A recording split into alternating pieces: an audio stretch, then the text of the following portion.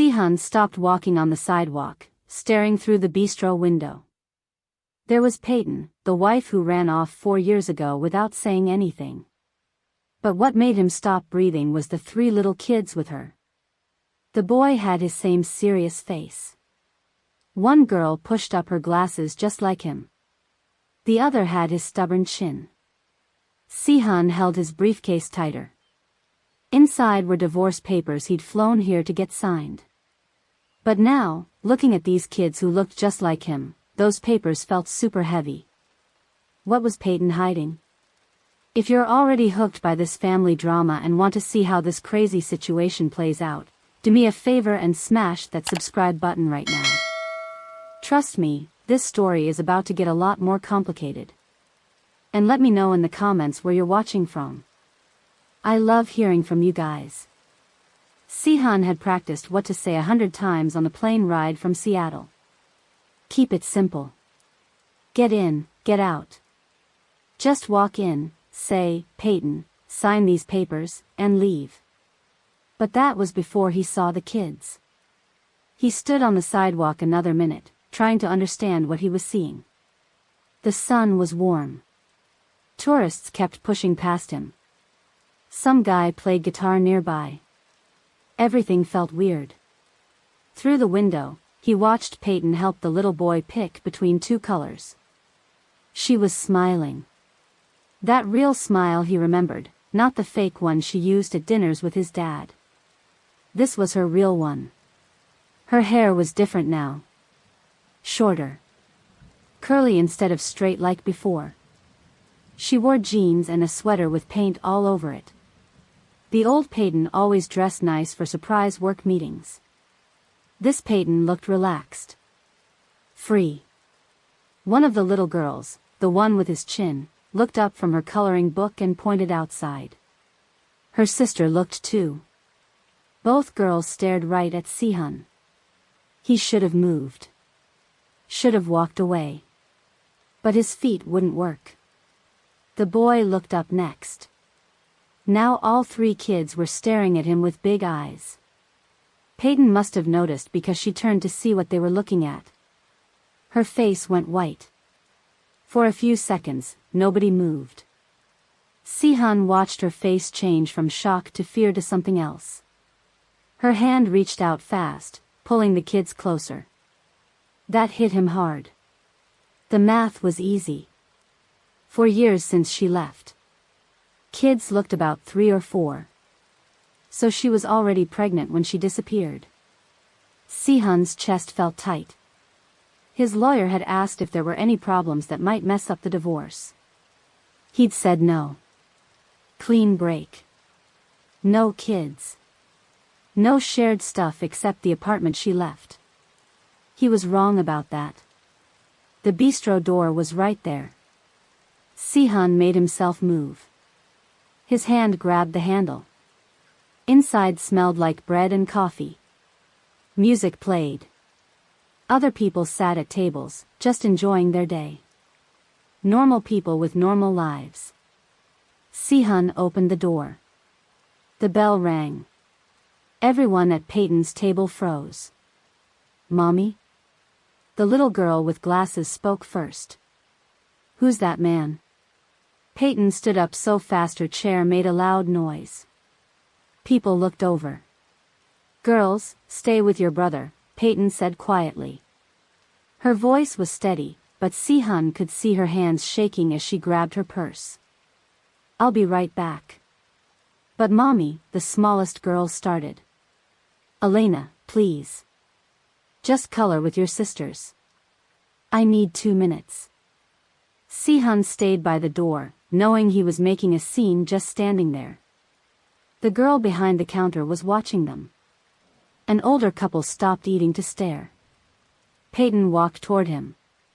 Up close, she looked different. There were little lines by her eyes that weren't there before. She looked tired but stronger.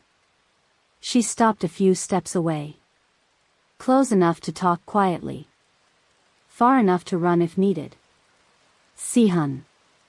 His name came out soft. How did you find me? Hired someone, he said, keeping his voice low. Took 6 months. Her jaw got tight. Why? He lifted the briefcase a little. Divorce papers. My lawyer needs you to sign. Something crossed her face. Relief? Disappointment? It was gone too fast. Okay. She nodded once. Leave them with me. I'll sign and mail them. I need to watch you sign. Then give me the papers. I'll sign now. Then you can go. Si-hun looked past her at the kids watching with big eyes. The boy was frowning. Just like Si-hun did when thinking hard. We need to talk first, Si-hun said. No, we don't. Payton. You got what you came for. Her voice was still quiet, but harder now. I'll sign the papers. Then we're done. Are they mine? The question hung there. Payton's face didn't change, but her body did. Her shoulders went back. Her chin lifted. Does it matter? She asked. Yes. Why? You never wanted kids. You made that clear. Si-hun felt like he'd been punched. That's why you left. It wasn't a question. The pieces fit now. The weird feeling that last month they were married. Her random questions about the future. The night he found her crying in the bathroom, saying it was just work stress. I left because I had to, Payton said. She looked back at the kids' table. The smallest girl was wiggling in her seat. Look, this isn't the place. Then where? She thought about it. Si-hun could see her looking for a way out. The pier, she finally said. 2 blocks down. There's a quiet spot by the boats. But the kids are coming. Fine. Payton walked back to the table. Si-hun watched her kneel down to the kids' level, saying something he couldn't hear. The little boy's eyes stayed on Si-hun. Suspicious. Protecting his mom. Smart kid. All 3 kids started packing their stuff. It was crazy but organized. The girl with glasses couldn't find her purple crayon. The small girl tried to carry all the books herself, even though they kept falling. The boy just watched Si-hun with serious eyes. Payton helped with their jackets. All 3 kids wore mismatched clothes that looked secondhand, but clean and cared for. The smallest girl had cartoon shoes. The boy's jacket had a small tear someone had fixed. This was Payton's life now. Small. Simple. Nothing like how they lived before. They headed for the door. Si-hun held it open. Elena smiled at him as she walked out. Thank you, mister. Elena, don't talk to strangers, the older girl said right away. But he opened the door. Mommy says we say thank you when people are nice. Mia's right though, baby, Payton said softly. Come on. Stay close. They walked toward the pier. Tourists everywhere. The smell of ocean mixed with food from nearby restaurants. Seagulls making noise. Si-hun walked behind them, watching. Payton kept all 3 kids close, one hand on Elena's shoulder, her eyes looking around. Really alert. Was she always this careful? Or just because he showed up? The boy kept looking back at Si-hun. Checking he was still there. Making sure he wasn't dangerous. The pier came into view. Not as many tourists here. More locals fishing or sitting on benches. Payton led them to a quiet spot where old boat docks made a small safe area. The kids ran to the railing to look at boats. Not too close, Payton warned. Mia, hold your sister's hand. The older girl did it right away, taking Elena's hand. The boy stayed between his sisters and the water. Another protective move. Now they were kind of alone. Well, sort of. 3 nosy little kids were close by, pretending to watch boats but clearly listening. Si-hun put his briefcase down on a bench. Payton stood with her arms crossed, watching the kids. So, Si-hun said. We doing this? Doing what? Stop the games, Payton. Are they mine or not? She was quiet for a bit. One of the girls, Mia, called out about seeing a seal. Payton nodded but kept looking at Si-hun. What do you want me to say? She asked. The truth. The truth. Payton laughed, but not a happy laugh. Okay. The truth is I found out I was pregnant 4 years ago. 2 weeks before I left. And I knew if I told you, you'd either tell me to get rid of them or use them for your family business. So I made a choice. Si-hun felt sick. I wouldn't have. Wouldn't you? Payton's voice got sharp. Your dad was already talking about how our marriage helped with shipping. How my family's business was good for moving his stuff. You think I didn't know what that meant? I kept you away from all that. You kept me in the dark. That's different. Payton looked at the kids again. Elena was trying to climb the railing. Mia pulled her back down. I heard you on the phone that last week. You said families were problems. You said the business needed cleaning up. People needed to be removed. Si-hun closed his eyes. He remembered that talk. His lawyer was telling him about the federal investigation that was starting. They were talking about witnesses, family members who might be problems. He never meant Payton. I was talking about my cousin, Si-hun said. He was using my name to run side deals. The lawyers wanted him cut off. Payton just stared at him. What? The problem wasn't you. It was never you. Si-hun ran his hand through his hair, getting mad. If you just asked me. I was scared. The words burst out. Then quieter, because of the kids, I was scared, Si-hun. Your world was dangerous. I watched your family work. I saw what happened to people who got in the way. And I was pregnant with triplets. Triplets. Do you get what that felt like? Triplets. The word hit him hard. Mommy? The boy walked over, his little face serious. You okay? Payton's face softened right away. I'm fine, baby. Just talking to an old friend. He doesn't look friendly, the boy said, still watching Si-hun with suspicious eyes. Si-hun got down on one knee, at the boy's eye level. Up close, it was even more obvious. This kid had his nose. His eyebrows. Even the head tilt when he was doubtful. What's your name? Si-hun asked. The boy looked at his mom. Payton nodded slightly. James, the boy said. That's my sister Mia. And that's Elena. She's the baby. I'm not a baby. Elena yelled from the railing. I'm 3 3/4. Nice to meet you, James. Si-hun held out his hand. James looked at it like it might be a trap. Then, really carefully, like a much older person, he shook Si-hun's hand. His grip was strong for such a little kid. Are you gonna make my mom cry? James asked. The question was so honest that Si-hun didn't know what to say. I hope not, he finally said. Okay. James looked at him another second. You have sad eyes. Like mommy sometimes. Then he walked back to his sisters, done talking.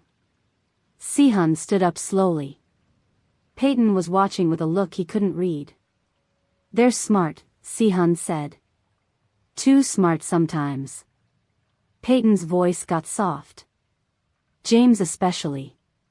He sees everything. He looks like you. I know. Payton hugged herself. They all do. Different parts of you in each of them. I see it every day. The weight of 4 lost years hit Si-hun. 4 years of bedtimes and scraped knees and first words. 4 years of Payton raising 3 kids alone. Because she was scared. Because he was too busy with work to notice what was happening at home. His phone buzzed in his pocket. Payton tensed right away. You should check that. Your flight's probably soon. Si-hun pulled out his phone. It wasn't a flight reminder. The text was from his business partner, Marcus. Federal agents just left the office. They were asking about Payton. Si-hun read it 3 times, his blood going cold. What? Payton asked. She'd seen his face change. What is it? He turned the phone to show her. All the color left her face. No, she whispered. No, no, no. I've been so careful. I don't use my real name for work. I pay everything in cash. How could they? When's the last time you used your credit card? I don't. I cut them all up. Social security number? Doctor visits for the kids. Payton's hand went to her mouth. Last month. James needed shots for preschool. They needed insurance papers. And there it was. One normal parent thing, and now federal agents were asking questions. Si-hun looked at the 3 kids playing by the railing. James was explaining something about boats to his sisters. Elena was collecting rocks. Mia was carefully watching the water, being responsible even at 4. His kids. The divorce papers in his briefcase suddenly seemed stupid. We need to go, Si-hun said. Now. Go where? Somewhere safe. He was already thinking of options. Somewhere they can't link to either of us. Si-hun, I can't just. Payton. He looked right at her. If federal agents are asking about you, it means someone told them you matter to their case. Which means you're either a witness they want to protect, or a target they want to pressure. Either way, staying here isn't safe. She looked at her kids. Her whole world in 3 small humans. Okay, she said quietly. Okay. My apartment is 6 blocks from here. We can grab stuff we need. How long to pack? 10 minutes. Maybe 15 with the kids. Si-hun checked his phone again. No new messages. That was either good or really bad. Let's move. Payton called the kids over. They came running. Elena's hands were full of rocks. Adventure time, Payton said, trying to sound happy. We're going home to pack special bags. Where are we going? Mia asked. It's a surprise. Payton's voice was steady, but Si-hun could see the fear in her eyes. But we need to hurry, okay? So everyone needs to walk really fast. I can run. Elena offered. Walking is better, baby. Stay close to mommy. They started back toward the street. Si-hun walked beside Payton now, close enough to talk quietly while the kids walked ahead. Your apartment might not be safe, he said. I know. But the kids need their stuffed animals. Elena won't sleep without her bunny. Si-hun thought about arguing. Then he thought about the scared look on Elena's little face when Payton called him a stranger. 15 minutes, he said. Then we're gone. Payton nodded. Behind them, the sun was setting over the bay. Tourists were heading to dinner. Street performers were packing up. And Si-hun's simple divorce trip had just turned into something much bigger. His phone buzzed again. Marcus. They had photos. Of all of you. Si-hun's hand tightened on his phone. Someone had been watching them. Someone knew about the kids. And that changed everything. Federal agents? Payton whispered. She looked at the kids walking ahead of them, then back at Si-hun. Why would they be looking for me? Si-hun put his phone away. Because of me. Because of my family. The shipping connections. I cut all ties. I changed my name. I pay cash for everything. Except that doctor visit for James. Payton's face went pale. One slip up. That's all it took. Her voice shook a little. They turned the corner onto a quieter street lined with older apartment buildings. Not the fancy area of San Francisco, but not the bad part either. Just a normal neighborhood where normal people lived. Which building? Si-hun asked. The blue one. 3rd floor. Payton called out to the kids. Almost home, guys. Elena ran ahead, her little legs pumping. Mia followed close behind, keeping an eye on her sister. James hung back, looking between his mom and Si-hun with those serious eyes. He's coming with us? James asked Payton. Just for a little bit, sweetie. Payton's voice was light, but Si-hun could hear the tension. He's going to help us with an adventure. Is he your friend? James pressed. Si-hun and Payton exchanged looks. We used to know each other, Si-hun said. A long time ago. James didn't look convinced, but he nodded and ran ahead to catch up with his sisters. They reached the blue building. No elevator, just stairs. By the 3rd floor, Elena was whining about her legs being tired. Without thinking, Si-hun bent down and picked her up. She weighed almost nothing in his arms. She stared at him with huge eyes. You're strong, she said. Elena. Payton started, reaching for her daughter. It's fine, Si-hun said. He was surprised how natural it felt, holding this tiny person who was part of him. Elena settled against his shoulder like she belonged there. Payton unlocked the apartment door. The place was small. Just a living room with a kitchenette, a bathroom, and what looked like 2 small bedrooms. Toys were neatly organized in bins. A small dining table had 3 booster seats. Art supplies filled a bookshelf. Payton's paintings hung on the walls, bright, colorful scenes of the ocean. Okay, game time, Payton said, clapping her hands together. Remember our special bags? The ones we packed for adventures? Let's get those ready super fast. I know where mine is. Mia ran to the closet and pulled out a small backpack with stars on it. Me too. Elena wiggled out of Si-hun's arms and ran to join her sister. James just looked at Si-hun. Why do we need adventure bags? Smart kid. Too smart. Just in case, Si-hun said. Sometimes it's good to be ready. Because of the bad guys? James asked. Si-hun and Payton locked eyes across the room. What bad guys, sweetie? Payton asked carefully. The ones you watch for when we go to the park. The ones you told us to run from if they ever talked to us. Si-hun felt a chill. Payton had been watching for threats. Teaching the kids safety rules. How long had she been living like this? Afraid? Yeah, Si-hun said. Those guys. But don't worry. Nobody's going to get close to you or your sisters. Promise? James asked.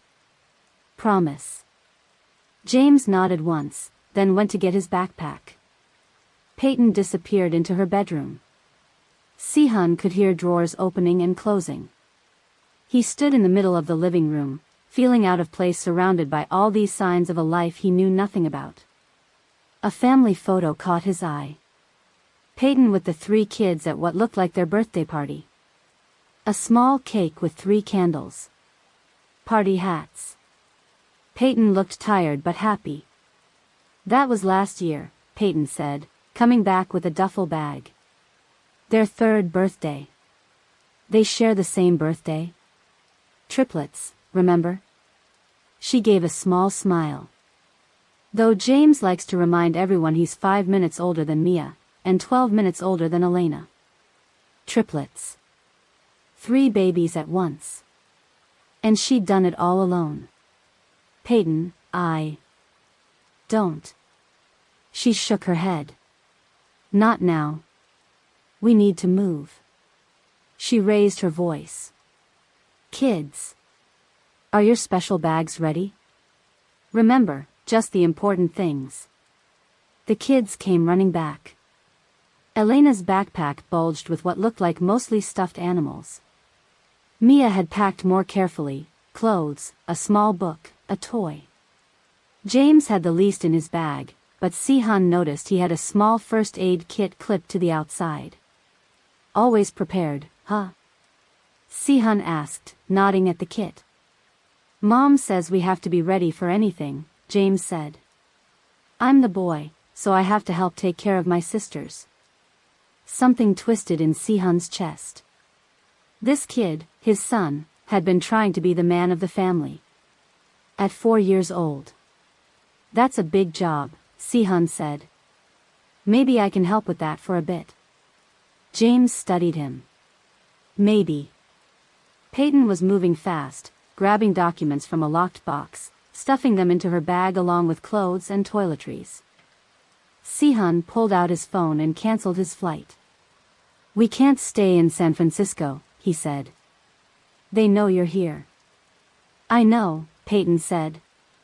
She looked around the apartment, and Si-hun could see the sadness in her eyes. This was her home. She'd built it from nothing. And now she had to leave it behind. Where do we go? I have a place. About 2 hours from here. Cabin in the woods. Nobody knows about it except my lawyer. Is it safe? She glanced at the kids, now sitting on the couch waiting. Safer than here. No paper trail. Bought with cash under a different name. Payton nodded slowly. Okay. She took a deep breath. Kids, listen up. We're going on a special trip. To a cabin in the woods. Doesn't that sound fun? Like camping? Elena asked, bouncing up and down. Kind of like camping, yeah. Will there be bears? Mia asked, looking worried. No bears, Si-hun said. Just trees and a lake nearby. I like lakes, James said. Can we go fishing? If you want to. Do you know how to fish? James challenged. Si-hun smiled. I do. My grandfather taught me. My grandpa is dead, James said matter-of-factly. Both of them. Mom says one was nice but sick, and one was not nice but healthy. Si-hun glanced at Payton, who was suddenly very busy checking the windows. Not nice but healthy. That would be his father. Accurate description. We should go through the back, Payton said. There's an alley that leads to a playground. We can cut through there to where you parked. You're really good at this, Si-hun said quietly. I've had practice. She wouldn't meet his eyes. Kids, bathroom break before we go. Elena, you first. While the kids took turns in the bathroom, Payton and Si-hun stood in the kitchen, voices low. How long have you been running? He asked. 4 years. Different cities at first. We settled here when they were about 1. I thought we were finally safe. She shook her head. Stupid. You're not stupid. You kept them safe. Did I? Or did I just delay the inevitable? She finally looked at him. Your family. The business. It never really goes away, does it? Si-hun thought about lying to make her feel better. But she deserved the truth. No. Not completely. But things have changed. We're more legitimate now. The federal investigation pushed us that way. What exactly do they want with me? Information, probably. About shipping routes. About what you might have heard during our marriage. Payton laughed bitterly. That's the irony. You kept me so in the dark, I don't know anything useful. Nothing that would help their case. You knew enough to be scared and run. She was quiet for a moment. Yeah. I did. The kids came back from the bathroom, ready to go. Elena was clutching a stuffed rabbit that had seen better days. One ear was falling off, and the fur was worn thin. Ready for adventure? Payton asked, forcing cheer into her voice. Ready. Elena jumped up and down. They left through the back door, down a fire escape, and into an alley behind the building. The playground was just visible a block away. The sun was getting lower in the sky. My car's parked about 3 blocks past the playground, Si-hun said. Do you have car seats? Payton asked suddenly. Si-hun blinked. He hadn't even thought of that. No. Payton bit her lip. We have 2 in my car. It's parked in the basement garage. We'd need to get them. Too risky going back to the garage, Si-hun said. If someone's watching the building. They need car seats. It's not safe without them. Si-hun ran his hand through his hair. How far is your car? 2 levels down. Space 32. Si-hun thought for a moment. You take the kids to the playground. I'll go get the car seats. 10 minutes, tops. They'll be looking for you too. They're looking for Payton, a single mom with 3 kids. Not a Korean businessman in a suit. I'll be fine. Car keys? Payton hesitated, then dug in her purse and handed him a set of keys. It's a blue Honda. Nothing fancy. 10 minutes, Si-hun repeated. If I'm not back, take the kids and head for the train station. Si-hun. Just in case. He looked at the kids, who were watching this exchange with curious eyes. Hey guys, your mom's going to take you to the playground for a few minutes. I'll be right back. Where are you going? James asked immediately. To get your car seats. So we can drive safely. You'll come back? Elena asked, her voice small. Something tugged hard in Si-hun's chest. Yes. I promise. The simple trust in her eyes nearly broke him. She didn't even know who he was, but she was already worried about him leaving. Had she asked about her father before? Did she understand what was missing in her life? Payton was looking at him with an unreadable expression. Be careful, she said finally. Si-hun nodded and turned toward the apartment building's back entrance. He heard Payton gathering the kids, her voice bright again. Race you to the swings. The garage was dim and smelled like concrete and motor oil. Si-hun found the blue Honda easily. Nothing special, just a reliable family car with high safety ratings. The back was filled with 3 car seats. He managed to unstrap 2 of them. They were heavier than they looked, and carried them back toward the exit. The garage was quiet. Too quiet. Si-hun paused, listening. There. The soft click of a car door closing. Someone else was here. He ducked behind a pillar, peering around. A man in regular clothes was checking license plates, moving slowly down the row. Not obvious, but the way he moved screamed law enforcement. Si-hun waited until the man's back was turned, then moved quickly toward the exit. The car seats were awkward to carry, but he made it to the stairwell without being seen. He climbed back to street level, then cut through the alley again. At the playground, Payton was pushing Elena on a swing. Mia was on the slide. James spotted Si-hun first and ran over. You came back, he said, not quite hiding his surprise. I promised, didn't I? Si-hun set down the car seats. We need to go. Now. Payton caught his tone and immediately called the girls. Time to go. But we just got here, Elena whined. We've got an even better place to go, Payton said. Remember? The cabin with the lake? That got the kids moving. They gathered their backpacks and followed Si-hun out of the playground toward where his rental car was parked. Si-hun kept scanning the street, watching for followers. What happened? Payton asked quietly. Someone was checking cars in the garage. Looking for yours, probably. Her face tightened. How long before they connected to me? Not long. DMV records.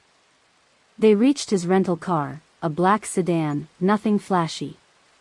Si-hun installed the car seats as quickly as he could, following Payton's instructions. He'd never done this before. It was harder than it looked. The chest clip needs to be at armpit level, Payton said, adjusting Elena's straps. This one's too loose, Mia complained as Si-hun buckled her in. Sorry. He tightened the straps carefully. Better? Mia nodded, studying him with eyes that looked too old for her little face. Are you a good guy or a bad guy? She asked suddenly. Si-hun paused. I'm trying to be a good guy. Mom says people can be both sometimes. Smart kid. Like her brother. Like her mother. Your mom's right. Si-hun finished buckling her in. I'm trying to be good for you guys. Mia seemed to accept this. James was already buckled in the middle seat, watching everything. Si-hun closed their door and moved to the driver's side. Payton was putting their bags in the trunk. We should leave now. Yeah. Si-hun started the car. Which way to get out of the city fastest? Take Market to the freeway. They pulled away from the curb. Si-hun drove carefully, obeying traffic laws. No need to attract attention. In the back seat, Elena was already asking if they were there yet. Mia was telling her to be patient. James was silent, watching the city pass by. Just as they approached the playground again, a black SUV pulled into the parking lot. Government plates. Si-hun recognized the type immediately. Get down, he said to Payton. Below the window. She ducked without question. Si-hun kept driving, maintaining speed. Not too fast. Not too slow. Just a normal car passing by. Nothing interesting here. In the rearview mirror, he saw two men get out of the SUV and head toward the playground. Looking for a woman with 3 kids. Are we playing hide and seek? Elena asked from the back seat, noticing her mom ducking down. Something like that, Si-hun said. Your mom's really good at hiding, isn't she? The best, Mia said proudly. She always finds the best hiding spots when we play. Si-hun glanced in the rearview mirror again. The SUV was getting smaller. Nobody following. You can sit up now, he told Payton. We're clear. She straightened up, her face tense. That was close. Too close. Si-hun turned onto the main road. They'll figure out pretty fast you're not at the playground. How long until we reach the cabin? 2 hours if traffic is good. Payton nodded and turned to check on the kids. Everyone okay back there? Who wants to play a game? I do. Elena said. I Spy. Mia suggested. I Spy is good for car trips, Payton agreed. Who wants to go first? As the kids started their game, Si-hun focused on driving. Getting them out of the city. Keeping them safe. He had so many questions for Payton. 4 years of questions. But they would have to wait. For now, He just had to get his family, somewhere safe. His family. The thought hit him like a physical blow. 12 hours ago, he was a single businessman flying to get divorce papers signed. Now he was a father of 3, running from federal agents. Nothing would ever be the same again. "I spy something, red," Elena announced from the back seat. "The stoplight," James guessed immediately. "No." "Guess again." "The fire hydrant?" Mia tried. "No. It's Mommy's bag." Payton smiled at her daughter in the rearview mirror, but Si-hun could see the tension in her shoulders. They'd been driving for almost an hour, winding through back roads instead of taking the main highway. Better to be careful. "Change of plans," Si-hun said quietly so the kids couldn't hear. "We're not going to the cabin." Payton's head snapped toward him. "Why not?" "Too obvious. If they connect me to you, the cabin might be one of the first places they look." "So where are we going?" "I have an apartment in the city. Downtown area. Nobody knows about it, not even my family." "Why do you have a secret apartment?" Payton asked, suspicion clear in her voice. Si-hun kept his eyes on the road. "Everyone in my position needs a backup plan." "Your position? You mean being part of a crime family?" "Business family," he corrected automatically. "But yes." Payton shook her head. "I don't like this, Si-hun. Taking the kids back into the city? We should be getting further away. Trust me, this place is safe. High security building. No paper trail. Paid cash for 5 years up front. I spy something blue." Elena called out, bored with the adults' quiet conversation. "The sky," Mia guessed. "Nope." "My jacket," James tried. "Yes. Your turn." Si-hun glanced at Payton. She was staring out the window, her fingers tapping anxiously on her leg. "We'll be okay," he said softly. "You don't know that." "I do. Protecting people is what I'm good at."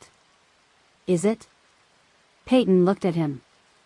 "Because from where I'm sitting, your family is the reason we're running in the first place." That stung, but Si-hun couldn't argue. She wasn't wrong. The city came into view again, lights twinkling as the sun set completely. Si-hun took a complex route, doubling back and making random turns to shake any possible tail. The kids grew quiet in the back, the excitement of their adventure wearing off as tiredness set in. "Are we there yet?" Elena whined. "Almost, baby," Payton said. "Just a few more minutes." Si-hun turned into a busy area downtown, full of restaurants and shops. People crowded the sidewalks, making it easy to blend in. He pulled into an underground parking garage beneath a tall apartment building. The security guard recognized him and waved them through. "You come here often?" Payton asked. "Every few months. Just to check on things." He parked in a numbered spot, then helped get the kids out of their car seats. Elena was half asleep, rubbing her eyes. James was alert as ever, taking in their surroundings. Mia clutched her backpack tightly. "Where are we?" James asked. "My apartment," Si-hun said. "It's a special place where we can all stay safe." "Like a fort?" Elena perked up a bit. "Exactly like a fort," Si-hun smiled at her. "A really big fort with comfy beds." They took the elevator to the 12th floor. Si-hun unlocked the door to apartment 1207 and flipped on the lights. The place wasn't huge, but it was clean and well furnished. A living room with a big couch. A kitchen with modern appliances. 2 bedrooms down a short hallway. "Wow," Mia whispered, looking around. The apartment had a minimal, modern feel. Not really kid-friendly, but not intimidating either. Si-hun realized he'd never imagined children in this space when he bought it. It was meant to be a hiding place for himself, not a family. "Are you hungry?" he asked the kids. "We can order food." "I want chicken nuggets," Elena said immediately. "I don't think they have those nearby," Si-hun said. "But there's a really good Chinese restaurant downstairs. They make the best noodles." "I like noodles," James said. "Me too," Mia agreed. "Chinese it is." Si-hun grabbed a menu from a drawer. "Payton? Preferences?" She was standing in the middle of the living room, looking lost. "Anything is fine." While Si-hun called in the order, Payton helped the kids explore the apartment. Elena found the TV and demanded cartoons. James was more interested in the view from the windows. They could see the whole city lit up at night. Mia stayed close to her mom, still clutching her backpack. "Food will be here in 20 minutes, Si-hun said, hanging up. "I got a variety. Noodles, rice, some chicken for Elena." "Thank you," Payton said stiffly. An awkward silence fell between them. In the background, cartoon sounds filled the room as Elena found a kids' channel. "You should probably turn off your phone," Si-hun said. "Just in case." Payton nodded and powered down her cell. Si-hun did the same. "Now what?" she asked. "Now we wait. Eat. Let the kids rest. Figure out our next move." While they waited for food, Si-hun found extra blankets in a closet. The apartment had one main bedroom and a smaller guest room. They'd have to figure out sleeping arrangements later. The food arrived, delivered by a teenage boy who didn't look twice at them. Si-hun tipped well and locked the door behind him. They sat around the coffee table, the kids excited about eating on the floor, like a picnic. Elena made a mess with her rice. Mia ate carefully, making sure not to spill. James watched Si-hun use chopsticks and tried to copy him, failing adorably. Like this, Si-hun showed him the proper finger position. "It takes practice." "I'll get it," James said, determined. Watching them, Payton felt a strange ache in her chest. This is what it could have been like. A normal family dinner. A father teaching his son to use chopsticks. If things had been different. If she hadn't been so afraid. After dinner, the kids' energy crashed hard. Elena was practically falling asleep in her sweet and sour chicken. Payton took them to the bathroom one by one, helping them wash faces and hands. Si-hun cleared the food containers and set up the guest room for the children. "I found some t-shirts they can sleep in," he said, holding up adult shirts that would work as nightgowns for the kids. "It's not ideal, but it's fine." "Thank you." Payton took the shirts. "They're exhausted. They'll sleep anywhere tonight." Soon, all three kids were piled into the queen bed in the guest room, Elena in the middle with her stuffed bunny, Mia and James on either side. They fell asleep almost instantly, the day's excitement and fear catching up to them. Payton stood in the doorway watching them sleep. Si-hun came up beside her, keeping a respectful distance. "They're amazing," he said quietly. "They are." Payton's voice was soft. "They've been my whole world." Si-hun wanted to say more, but the words stuck in his throat. "I'm sorry. I should have been there. I should have known." Instead, he just nodded and stepped back. "We should talk," he said. "About what's happening." They moved to the living room, sitting at opposite ends of the couch. The city lights twinkled through the windows. Payton looked exhausted. "Tell me about the federal investigation," she said. "Why are they coming after your family now? It's been years." Si-hun ran a hand through his hair. "It started with my cousin. He was using family shipping routes to move drugs. Against direct orders. The feds caught him, and he started talking to save himself. The investigation has been building since then. And what about me? Why would they suddenly be interested in me? You're the connection to legitimate shipping. Your family's business. They probably think you know more than you do. Payton was quiet for a moment. I've been getting messages. For the past few months. Si-hun tensed. What kind of messages? At first they were just weird. Texts from numbers I didn't recognize. How are the kids? Or nice day at the park. I thought they were wrong numbers. And then? Last week, I got a photo. Of me and the kids at their preschool. With a message, time to pay family debts. Si-hun's jaw tightened. You should have told me.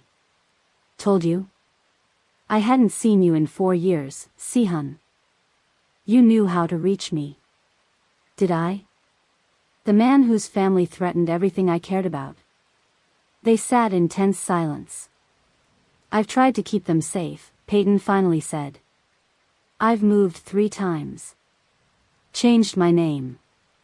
Used cash. Stayed off social media. But they found us anyway.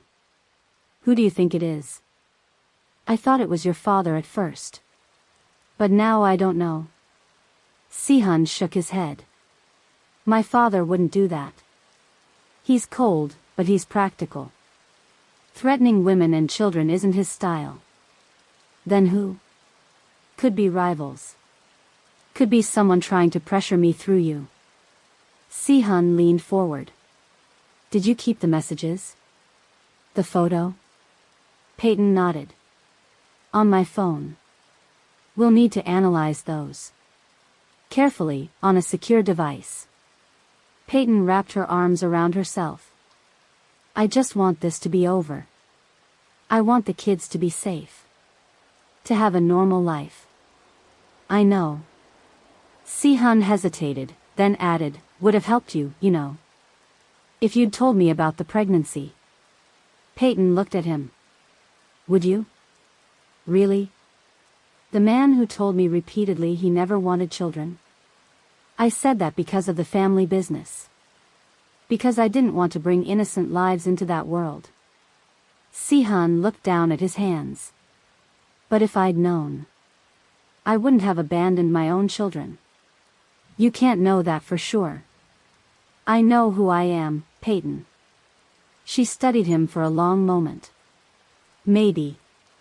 Or maybe you just think you do. The conversation died for a few minutes. The only sound was the soft hum of the air conditioning and distant city noises. What happened to us? Si-hun finally asked. We weren't in love, I know that. But we were friends, weren't we? You could have trusted me. Payton sighed. I heard things, Si-hun. Conversations between your father and his associates. About how my family's shipping company was perfect for moving their special cargo. About how my father's illness made the business vulnerable. About how our marriage was a convenient business arrangement. It started that way, yes. But. And then I got pregnant. With triplets. And suddenly I realized I was bringing 3 innocent babies into a world where they'd either be used as pawns or be in constant danger. So you ran. I protected them. Her voice hardened. And I'd do it again. Si-hun couldn't argue with that. In her position, with what she knew, what she believed, running had been logical. What now? She asked. We figure out who's threatening you. We deal with them. And then? And then what? Si-hun looked toward the bedroom where his children slept. Then we figure out how to be parents. Together or separately. Your choice. Payton seemed surprised by that. You'd accept whatever I decided? They're my kids too. But you've been their only parent for 4 years. I respect that. It was hard to say, but it was true. I just want to be part of their lives. The honesty in his voice seemed to reach her. Some of the tension left her shoulders. Okay, she said softly. One problem at a time. Si-hun nodded and stood up. You should get some sleep. Take my bedroom. I'll sleep out here. What about tomorrow? Tomorrow we start figuring things out. Safely. Payton looked like she wanted to say more but was too tired to find the words. She just nodded and headed toward the main bedroom, pausing at the door. Si-hun? Yeah? Thank you. For helping us today. They're my family too, he said simply. After she closed the door, Si-hun sat back down on the couch and opened his laptop. He needed information. About the federal investigation. About who might be targeting Payton and the kids. The screen lit up with a news alert as soon as he connected to his secure network. Federal investigation expands to include family members of suspected crime organization. The headline seemed to glow ominously in the dark room. Si-hun clicked on the article, heart sinking as he read. Names were mentioned. His father. His uncle. Himself. And near the bottom, a line that made his blood run cold. Authorities are also seeking Payton Ricks, former wife of Si-hun Bayan, as a person of interest in the ongoing investigation. This wasn't just about protecting his newly discovered family anymore. This was about keeping Payton out of federal custody. And he had no idea how to do that. Si-hun woke up with a stiff neck from sleeping on the couch. Sunlight streamed through the blinds he'd forgotten to close. For a moment, he couldn't remember where he was. Then it all came rushing back. Payton. The kids. His kids. Federal agents looking for them. A small face appeared in front of him, startling him fully awake. You snore, Elena informed him, her stuffed bunny dangling from one hand. I do? Si-hun sat up, running a hand through his messy hair. Like a bear. Elena demonstrated with a growling sound that sounded nothing like snoring. Sorry about that. Elena shrugged. It's okay. Mommy snores too sometimes. I do not, came Payton's voice from the kitchen. She was already up, searching through cabinets. Elena, leave Mr. Bayan alone. He's sleeping. Not anymore, Si-hun said, standing up. What time is it? Almost 7, Payton said. She looked like she hadn't slept much. Do you have any kid-friendly breakfast food? All I'm finding is coffee and protein bars. Si-hun winced. Not really. This place isn't. I don't usually have children here. Got it. Payton sighed. We need to do a grocery run. James appeared from the bedroom, his hair sticking up in all directions but otherwise looking surprisingly alert for a 4-year-old at 7 a.m. Where's the bathroom? He asked. Down the hall on the right, Si-hun pointed. I need to go too. Elena announced, following her brother. Wait your turn, Elena, Payton called after her. Mia was the last to emerge, looking cautious and still half asleep. She stood in the bedroom doorway, surveying the situation. Good morning, Si-hun said. Mia just stared at him. Not a morning person, he asked. She needs food first, Payton explained. Then she'll talk. Si-hun looked in the fridge. I have eggs. And bread for toast. Would that work? Perfect. The kids like scrambled eggs. Payton grabbed the carton. I can make them. Let me help. Si-hun found a pan in a cabinet. It's my kitchen, after all. They worked side by side, an awkward dance of two people who used to know each other but were now strangers. Payton cracked eggs into a bowl while Si-hun made toast. The kids usually have school today, Payton said quietly. They're going to ask questions. What should we tell them? I don't know. That it's a special holiday? James won't buy that, Si-hun said. He's too smart. Payton smiled slightly. You noticed that already, huh? Hard to miss. The way he watches everything. Gets that from you. The simple acknowledgement that the children had parts of him in them hit Si-hun unexpectedly hard. He turned away, pretending to focus on the toast. By the time all three kids were settled at the kitchen island with eggs and toast, the apartment felt weirdly domestic. Like a family morning. Except for the tension vibrating under the surface. Why aren't we going to school? James asked, right on cue. We're taking a little break, Payton said. Like a vacation. But it's not summer, Mia pointed out, finally talkative now that she had food. And we didn't bring our school backpacks. This is a special kind of vacation, Si-hun tried. A surprise one. Elena seemed satisfied with that answer, happily munching her toast. James kept watching Si-hun with those two observant eyes. Mia looked between the adults suspiciously. Is it because of the bad people? James finally asked. Payton froze, fork halfway to her mouth. What bad people, sweetie? The ones Mr. Si-hun is hiding us from. The ones you're scared of. Si-hun and Payton exchanged looks. We're just being careful, Si-hun said carefully.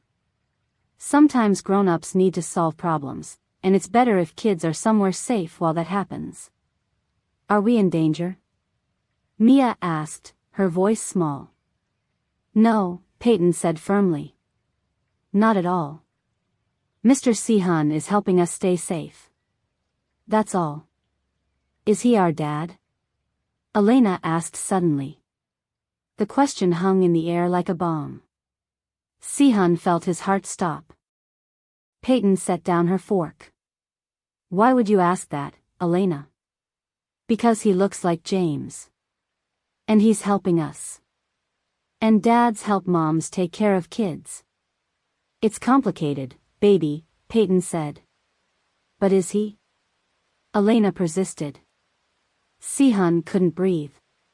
He looked at Payton, letting her take the lead. She took a deep breath. Yes. Mr. Si-hun is your dad. I knew it. Elena shouted, bouncing in her seat. I knew it, I knew it. James stared at Si-hun with new intensity. Why haven't you been with us before? Because. Si-hun struggled to find words a 4-year-old could understand. Because I didn't know about you. Your mom and we lost touch before you were born. You didn't know we existed? Mia asked, frowning. No. Not until yesterday, when I saw you at the restaurant. That's why you looked so surprised, James said, nodding. It makes sense now. Are you going to stay with us? Elena asked. Another impossible question. Si-hun looked at Payton again. We're figuring things out, Payton said. One day at a time. Okay. Elena went back to her eggs like the issue was settled. Kids were amazing that way. After breakfast, they realized they needed supplies. Clothes for the kids. Toothbrushes. Food that wasn't protein bars. There's a corner market 2 blocks away, Si-hun said. We could all go. Is that safe? Payton asked. Safer than splitting up. We'll be quick. In and out. The kids were excited about a walk. Payton dressed them in yesterday's clothes, trying to smooth wrinkles and fix hair with her fingers. Si-hun watched the practiced way she managed all 3 kids, getting them ready with minimal fuss. You're good at this, he said. For years of practice, she replied simply. The walk to the store was eye-opening for Si-hun. Elena wanted to be carried after 1 block, her little legs tired. He picked her up automatically, surprised at how naturally she settled against his shoulder. James insisted on holding Payton's hand, staying close to his mom. Mia surprised everyone by reaching for Si-hun's free hand. So you don't get lost, she explained seriously. Thank you, Si-hun said, equally serious. I'd hate to get lost. The corner market was small but had essentials. Payton grabbed toothbrushes and kids' toothpaste while Si-hun found some basic clothes, t-shirts, socks, underwear. Nothing fancy, but clean. Can I have this? Elena held up a stuffed tiger from a small toy display. Not today, sweetie, Payton said. We're just getting necessities. Elena's lower lip trembled. Si-hun almost caved immediately. Listen to your mom, he said instead, surprising himself. Maybe another time. Elena pouted but put the tiger back. Payton gave him an approving nod. The food selection was next. The kids had strong opinions about everything. I hate green beans, Mia declared. I want chicken nuggets, Elena insisted. Can we get cereal? James asked more reasonably. Si-hun watched Payton navigate their demands with practiced patience. She knew exactly which battles to fight and which to let go. James got his cereal. Elena compromised on chicken pasta. Mia accepted carrots instead of green beans. At the checkout, Elena wandered off while Payton was paying. Si-hun spotted her talking to an elderly man near the door. Elena, he called, heart rate spiking. Come here, please. She skipped back to him. That man has a dog at home. He showed me pictures. You can't talk to strangers, Si-hun said, kneeling to her level. It's not safe. But he was nice. Even nice-looking people can be dangerous. Stay with us, okay? Elena nodded solemnly. Okay, Daddy. The word hit him like a truck. Daddy. Such a simple word, but it carried so much weight. Back at the apartment, they unpacked their supplies. The kids wanted to watch TV, so Payton found a kids' channel while she and Si-hun put away groceries. Daddy, huh? Payton said quietly. That was fast, Si-hun admitted. I wasn't expecting. Elena attaches quickly. Always has. She's the trusting one. And the others? James will take longer. He's cautious. And Mia, she'll follow her brother's lead. Si-hun nodded, stealing a glance at the three kids on the couch. His kids. The concept still felt surreal. I need to make a call, he said. My lawyer. See what's happening with the investigation. Is it safe to turn on our phones? Mine has encryption. It'll be fine for a short call. Si-hun stepped into the bedroom and closed the door. His phone powered on with several missed calls and messages. Most from his lawyer. He dialed back. Where have you been? His lawyer, David, answered immediately. I've been calling for hours. Had to go dark for a bit. What's happening? It's bad, Si-hun. The feds are freezing accounts. Your father's, yours, the business accounts. They're building a money laundering case through the shipping connections. Si-hun sat on the edge of the bed. What about Payton? Why are they looking for her?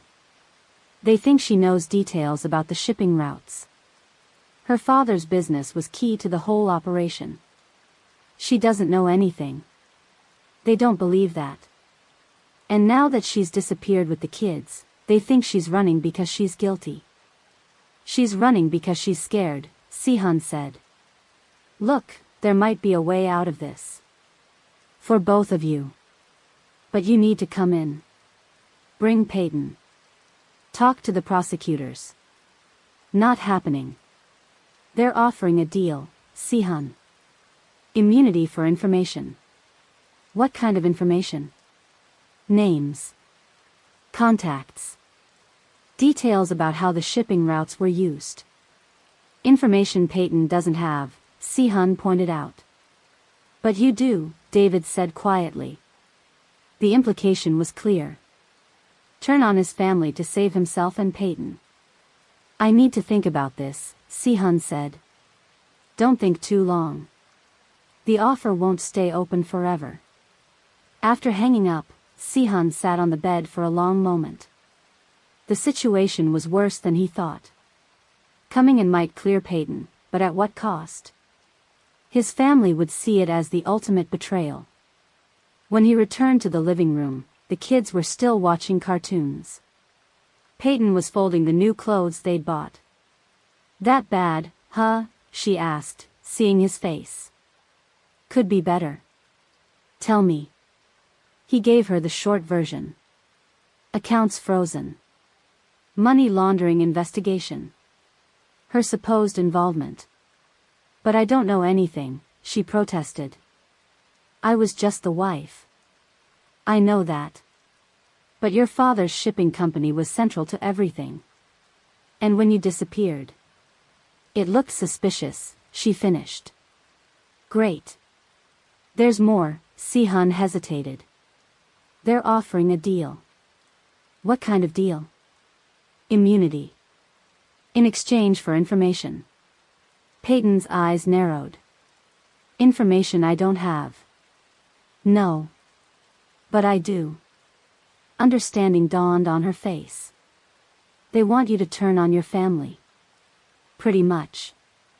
Payton glanced at the kids, then back at Si-hun. What are you going to do? I don't know yet. But I need to figure it out fast.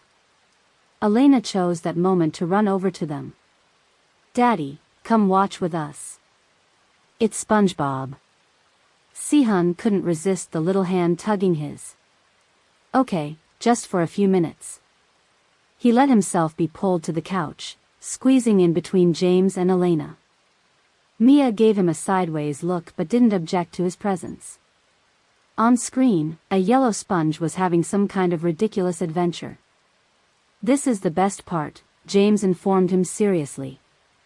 I'll pay close attention then, Si-hun promised. From across the room, he caught Payton watching them. There was something soft in her expression. Something he hadn't seen in a long time. Maybe they could figure this out. Maybe there was a way through this mess that didn't involve betrayal or prison or running forever. For the kid's sake, he had to try. His phone buzzed in his pocket.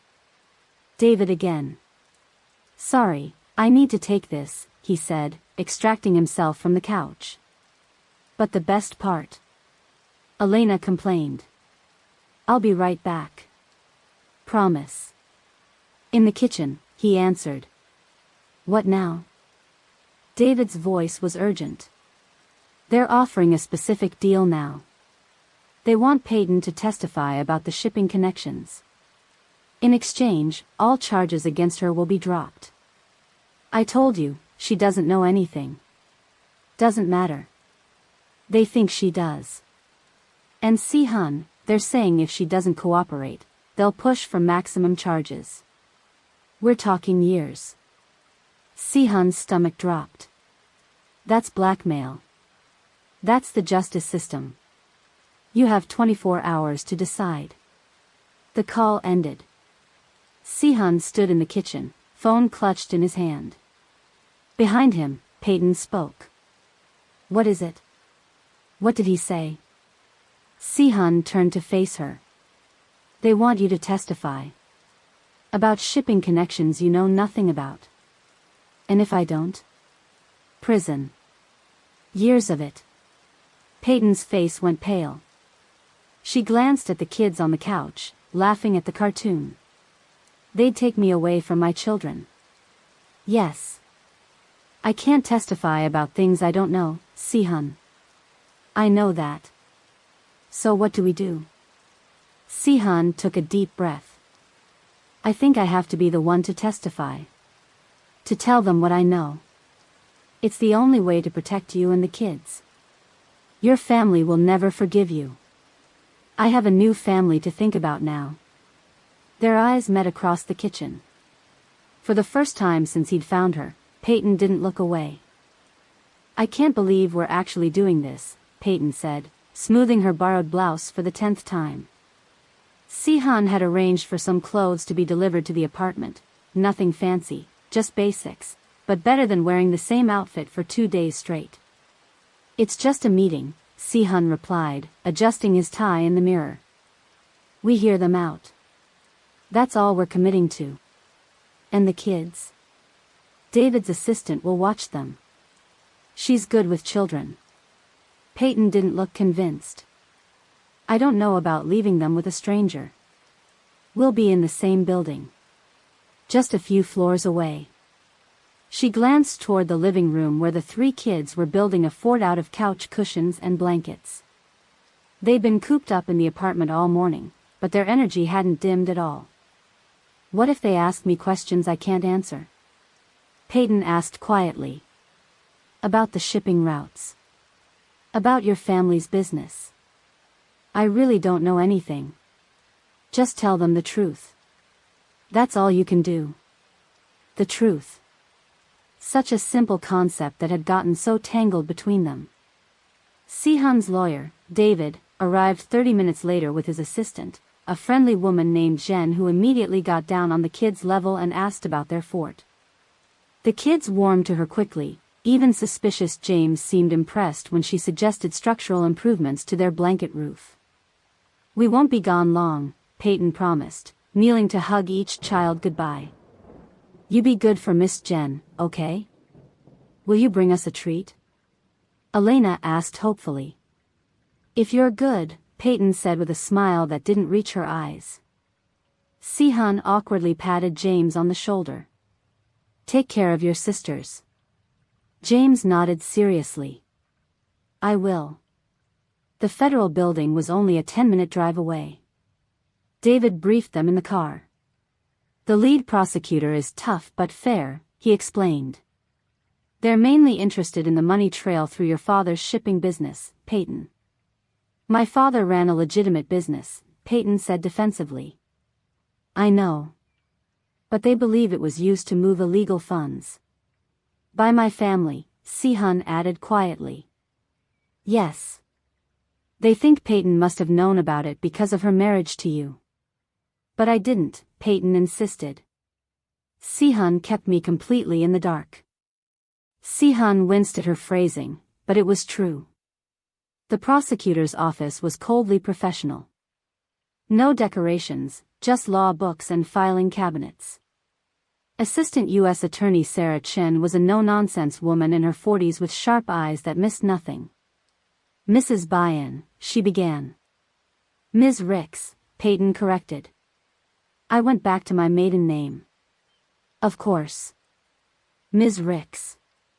Thank you for coming in voluntarily. The meeting started formally enough. Questions about Payton's relationship with the By-in family. Her knowledge of her father's shipping business. When she left the marriage and why. I left because I was pregnant, Payton explained. And I felt the By-in family business created an unsafe environment for children. So you were aware of illegal activities? Chen pounced. No. I just had suspicions. Conversations that stopped when I entered rooms. Business associates who made me uncomfortable. Did your father know his shipping routes were being used to launder money? Payton's face hardened. My father was dying of cancer during most of my marriage. He trusted his new son-in-law's family to help save the business. If they abused that trust, he knew nothing about it. Chen switched tactics. Mr. By-in, you claim Ms. Ricks knew nothing. But she's the daughter of Andrew Ricks. She grew up in the shipping business. It's hard to believe she was completely ignorant. She was, Si-hun said firmly. I made sure of it. Why? Because I wanted to protect her. Keep her separate from that side of things. And yet here she is, running with 3 children, wanted for questioning in a federal investigation. Because of your people showing up and scaring her, Si-hun countered. Chen leaned forward. Here's the situation. We have enough evidence to bring charges against the entire Bayan organization. Including you, Mr. Bayan. And Ms. Ricks as an accessory. I'm not an accessory to anything, Payton protested. Then explain why you ran. Because I was scared for my children. Ms. Ricks, Chen's voice softened slightly. We're prepared to offer you full immunity in exchange for your testimony about the shipping operations. Your knowledge of the family business could help us shut down a major money laundering network. But I don't know anything, Payton said, frustration clear in her voice. David interjected. What exactly would this immunity cover? All potential charges related to the Bayan organization's activities. She walks away clean. Keeps her children. No charges. Payton looked at Si-hun. And what about him?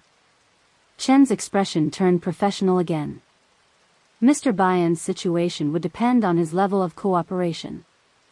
The implication was clear. Payton could save herself, but Si-hun's fate was separate. I'll testify, Si-hun said suddenly. Everyone turned to look at him. I'll tell you everything I know about the organization's financial structures. The shipping routes. The money movement. Everything. Chen looked skeptical. In exchange for? Full immunity for Payton. And reduced charges for me. I need to be present in my children's lives. Si-hun, Payton whispered. Your family. You and the kids are my family now, he said, not looking at her. Chen sat back, studying them both. I'll need to discuss this with my superiors. This changes our approach significantly. How long will that take? David asked. I'll have an answer by tomorrow morning. In the meantime, both of you should stay available. This is where everything gets real, guys. Payton has to choose between protecting Si-hun and protecting herself. And honestly, I don't know what I'd do in her situation. If you're as invested in this family as I am, hit that subscribe button. We're only halfway through this story and it's about to get intense. The ride back to the apartment was silent. Payton stared out the window, lost in thought. Si-hun kept checking his phone for messages from his family. Nothing yet, but it was just a matter of time before they discovered his offer to testify. David dropped them off with a promise to call as soon as he heard anything. When they entered the apartment, they found all three kids napping in their blanket fort while Jen read a book nearby. They wore themselves out, she whispered with a smile. They're great kids. Thank you for watching them, Payton said, walking her to the door.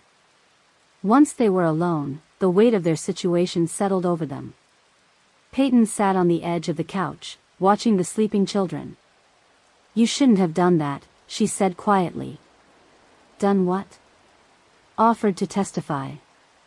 Against your own family. Si-hun sat beside her, keeping a respectful distance.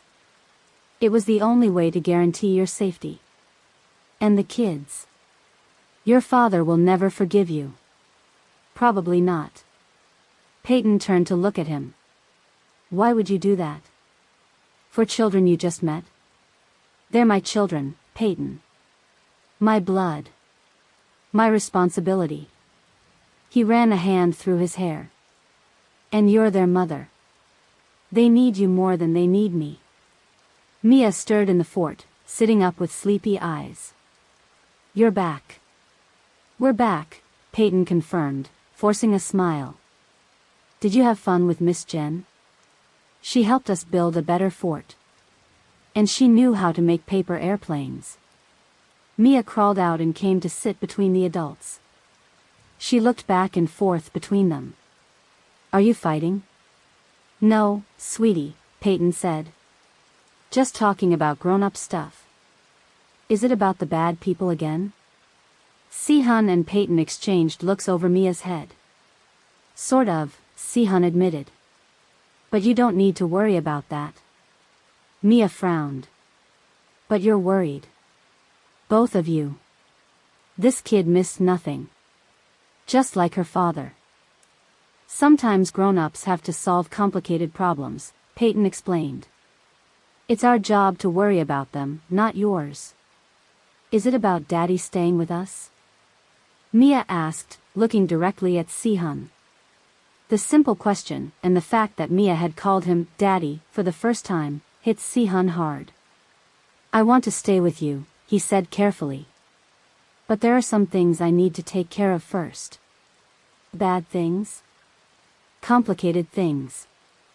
James was awake now too, listening from the fort entrance. Only Elena still slept peacefully. Mom was sad when you weren't with us before, James said. She cried sometimes when she thought we were sleeping. Payton's face flushed. James. It's true, he insisted. She looked at pictures on her phone and cried. Si-hun looked at Payton in surprise. You kept pictures? Of us? Just a few, she admitted. For the kids.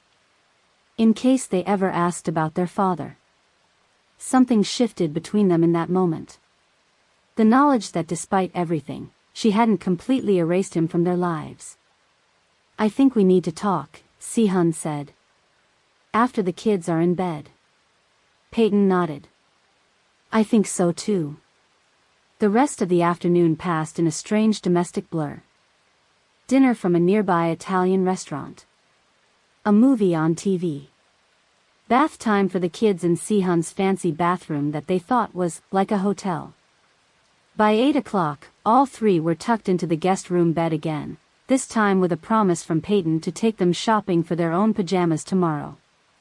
When she closed the bedroom door, she found Si-hun waiting in the living room with 2 cups of tea. Peace offering, he said, holding one out. She accepted it with a small smile.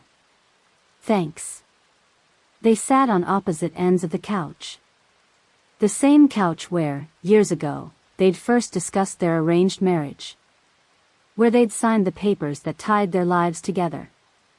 Where they'd sometimes shared comfortable silences on rare evenings when neither had work obligations. I made a lot of mistakes, Si-hun said finally, breaking the silence. With you. With our marriage. We both did, Payton acknowledged. But my biggest mistake was keeping you separate from everything. I thought I was protecting you, but all I did was make you feel isolated. You did protect me, Payton admitted. From a world I wasn't ready for. But yes, I felt like an outsider in your life. Like a piece of furniture that came with a business deal. Si-hun winced. I never thought of you that way. Didn't you?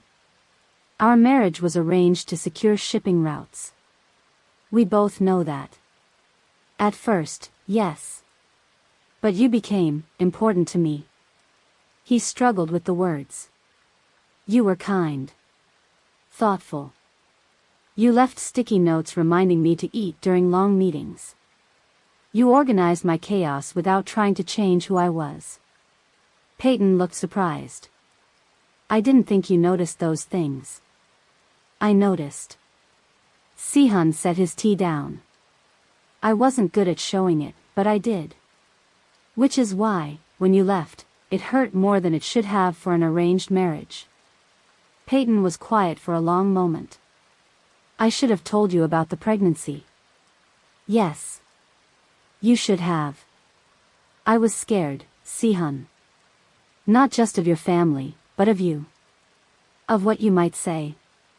You made it very clear you didn't want children. Because of my family. Because of the business. He shook his head.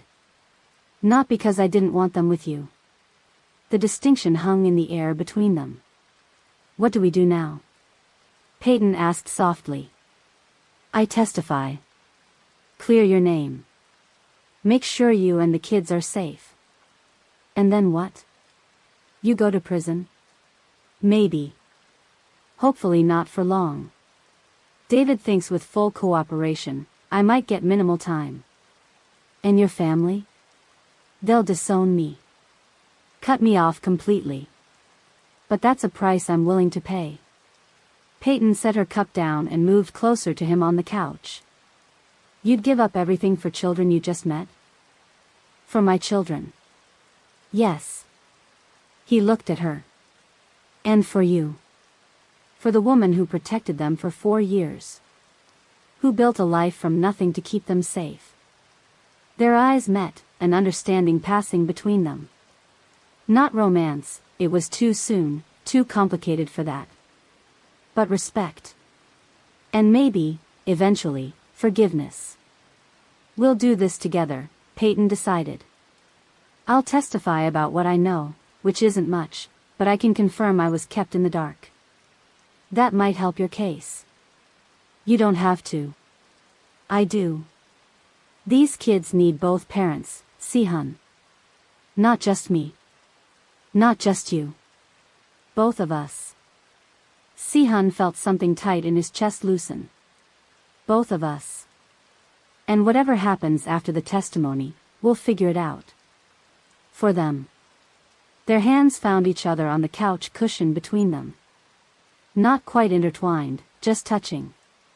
A small bridge across the gap of 4 years.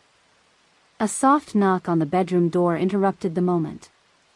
Elena stood there in her oversized t-shirt nightgown, clutching her bunny. I had a bad dream, she said. Payton immediately stood up. Come here, baby. But Elena walked past her mother straight to Si-hun. Without a word, she climbed into his lap and curled against his chest. Make the bad things go away, Daddy, she mumbled against his shirt. Si-hun's arms wrapped around her automatically, protective. He looked up at Payton, who was watching with a soft expression. No bad things are going to get you, he promised Elena. Not while I'm here. Elena's breathing evened out as she drifted back to sleep, secure in her newfound father's arms. But before she was completely asleep, she asked the question that would change everything. Are you going to be our daddy now? Forever? Si-hun looked at Payton, a question in his eyes. She gave a small nod, permission to answer honestly. Yes, Si-hun said softly. I'm going to be your daddy forever. As simple as that. A promise made to a sleepy 4-year-old that would reshape his entire life. And somehow, despite everything they still had to face, it felt like the most natural thing in the world. You're sure you'll be okay with all 3 of them? Payton asked for the 3rd time, checking her reflection in the mirror. David had brought her another outfit for her testimony, a simple navy blue dress that looked professional without being flashy. We'll be fine, Si-hun assured her, though he wasn't nearly as confident as he sounded. It's just one day. James needs his medicine at noon. The pink liquid in my purse. And Elena won't eat anything green. And Mia. Payton. Si-hun gently turned her away from the mirror to face him. I can handle this. You focus on the testimony. She took a deep breath. I know. It's just. I've never been away from them for a whole day before. The weight of that hit Si-hun hard. In 4 years, she'd never had a break. Never had someone else to share the load. While he'd been running business meetings and flying around the world, she'd been here. Every day. Every night. Alone. I've got this, he said softly. And they've got me. The kids were having breakfast in the kitchen, cereal for James and Mia, yogurt for Elena. They looked up when Payton came to say goodbye. Why can't we come with you? Elena asked, yogurt smeared on her chin. Because Mommy has to talk to some important people about grown-up things, Payton explained, wiping Elena's face. But I'll be back for dinner. And Daddy will take good care of you. Will you bring us a present? Elena asked hopefully. If you're good for your dad, Payton promised, kissing her forehead. James looked worried. But what if I get sick again? My throat still hurts. Then Daddy will give you your medicine. Payton felt his forehead. You're a little warm, but the doctor said that's normal. Just rest today, okay? James nodded solemnly. Mia just watched, her eyes moving between the adults. David's waiting downstairs, Si-hun reminded gently. With a final round of hugs and kisses, Payton left. The door closed behind her, and Si-hun turned to face 3 small humans who were now entirely his responsibility. It was terrifying. So, he clapped his hands together. What should we do today? I want to watch TV, Elena said immediately. More cereal, James mumbled. I need my hair braided, Mia announced, holding up a hairbrush. And just like that, Si-hun's day as a solo parent began. The morning went smoothly at first. TV for Elena. Second breakfast for James. A disastrous attempt at braiding Mia's hair that ended with her doing it herself while giving him step-by-step instructions that he completely failed to follow.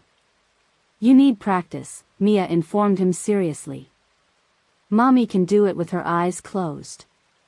I believe that, Si-hun said, amazed at how complicated something as simple as a braid could be. By noon, James was definitely sick. His little face was flushed, and he complained that his throat hurt too much to eat lunch. Si-hun found the medicine Payton mentioned, measured it carefully, and coaxed James to take it. I want Mommy, James whimpered after swallowing the pink liquid. I know, buddy. Si-hun sat beside him on the couch. She'll be back soon. How about we watch a movie? James nodded, leaning against Si-hun's side. The simple trust in the gesture made Si-hun's chest tighten. This little boy, who'd been so cautious around him, was now seeking comfort from him. Elena climbed up on his other side. Can we watch Frozen? Again? Mia groaned. We always watch Frozen. Because it's the best, Elena insisted. How about something new? Si-hun suggested, scrolling through options. What about this one? How to Train Your Dragon. Does it have princesses? Elena asked suspiciously. No, but it has dragons. Dragons are cooler than princesses. No, they're not. Elena looked outraged. Yes, they are, James murmured, interest sparked despite his illness. Let's find out, Si-hun said, pressing play before a full sibling argument could erupt. 10 minutes into the movie, all 3 kids were captivated. Si-hun used the moment of peace to check his phone. No updates from David or Payton yet. The testimony must still be ongoing. By mid-afternoon, James was feeling worse. His forehead felt hot to Si-hun's touch, and he was barely watching the movie now. Si-hun called the pediatrician number he found in Payton's phone. He has a fever of 101, Si-hun explained after describing James's symptoms. And he's complaining about his throat. Sounds like it could be strep, the nurse said. Can you bring him in? We have an opening at 3:30. Yes. We'll be there. Getting 3 kids ready to leave the apartment was like herding cats. Elena couldn't find her shoes. Mia insisted on bringing a book. James just wanted to stay on the couch. If we go to the doctor, we can stop for ice cream after, Si-hun promised desperately. Ice cream is good for sore throats. That got them moving. The doctor's office was across town, and Si-hun had to navigate car seats and parking and check-in forms all while keeping track of 3 kids. How did Payton do this every day? Are you the father? The receptionist asked, looking at the family name on the chart. Yes, Si-hun said, realizing it was the first time he'd claimed that officially. Yes, I am. James was diagnosed with strep throat and given antibiotics. The girls were restless after sitting in the waiting room, so Si-hun took them to a nearby playground while they waited for the prescription to be filled. Watch me, Daddy. Elena called, climbing to the top of the slide. I'm the queen of the castle. Be careful. Si-hun called back, torn between letting her be independent and worrying about her falling. Mia sat beside him on the bench, her book open on her lap. James gets sick a lot, she informed him. Mom says it's because he was the smallest when we were born. Is that so? Si-hun was constantly amazed at how much Mia observed and remembered. Yep. He was in the hospital extra days. Elena and me got to go home first. She turned a page in her book. But he's smart. Smarter than both of us. You're all smart in different ways, Si-hun said, thinking how much Mia reminded him of Payton, observant, thoughtful, a little reserved. A sudden wail from the playground made them both look up. Elena was on the ground by the slide, crying. Si-hun ran over, heart pounding. What happened?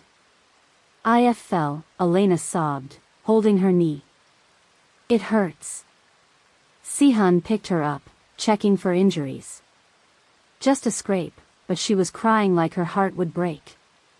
He carried her back to the bench, digging in the bag Payton had packed for band-aids. "You're okay," he murmured, cleaning the scrape with a wet wipe. "Just a little scratch." "It hurts." Elena wailed. "I want Mommy." "Mommy's not here right now," Si-hun said, feeling completely inadequate. "But I'm here. And I've got Princess band-aids." That caught her attention. "Princess?" "Yep. Look." He held up a band-aid with Elsa on it. "Should we put this on your battle wound?" Elena nodded, tears subsiding. "And a kiss?" "Mommy always kisses boo-boos." Si-hun gently kissed her knee before applying the band-aid. "There. All better?" "All better," Elena agreed, suddenly fine. She scrambled off his lap. "Can I go play more?" "Maybe something less dangerous," Si-hun suggested, heart still racing from the scare. "How about the swings?" By the time they picked up James's prescription and got back to the apartment, Si-hun was exhausted. How did Payton manage this every day? The constant vigilance. The emotional swings. The physical demands of carrying children and bags and keeping track of everything. He got everyone settled with a movie while he made a simple dinner of pasta and chicken nuggets. James only picked at his food, but the girls ate well. Then it was bath time, another adventure in chaos, followed by pajamas and bedtime stories. "But Mommy's not back yet," Mia protested when Si-hun said it was bedtime. "She'll come kiss you goodnight when she gets home," Si-hun promised. "But we always get 3 stories, Elena insisted. "I already read 3. "No, you read 2.5. "'Cause you skipped pages in the last one." Caught red-handed. These kids missed nothing. "Fine. One more. A short one." 2 stories later, Si-hun finally got the girls to agree to sleep. James had fallen asleep earlier on the couch and was now tucked in between his sisters, his breathing a little raspy but his fever down after the first dose of antibiotics. Si-hun collapsed on the couch, every muscle aching. He had a new, profound respect for Payton. For all single parents. This was the hardest job he'd ever done, and he only had to do it for one day. The door opened quietly. Payton slipped in, looking drained but relieved. "Hey," she whispered, seeing the kids were asleep. "How was everything?" "James has strep throat. The doctor prescribed antibiotics. I got him some popsicles for his sore throat. Elena fell at the playground but she's fine.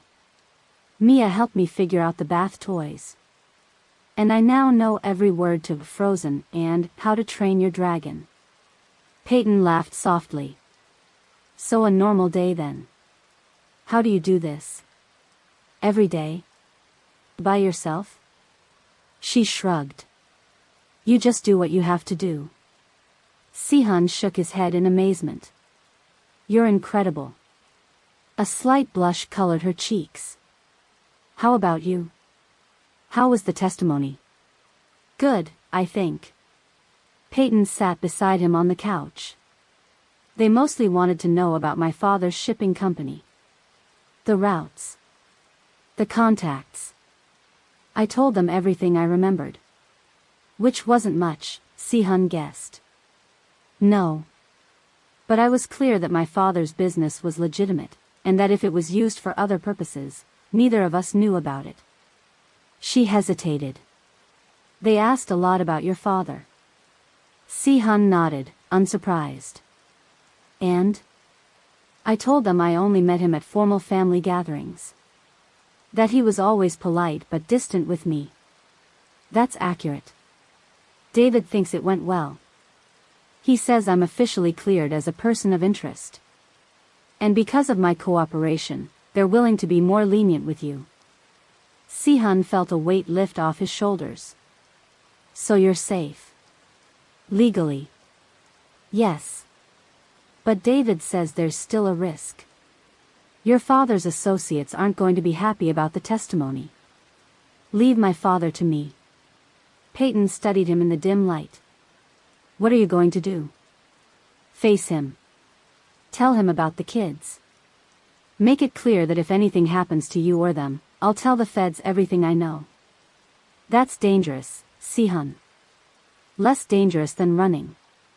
He ran a hand through his hair. We can't keep running, Payton. The kids deserve stability. A home. Friends. School. She nodded slowly. I know. I've been thinking about that too. A comfortable silence fell between them. It reminded Si-hun of evenings during their marriage, rare quiet moments when they just sit together, no need to fill the space with words.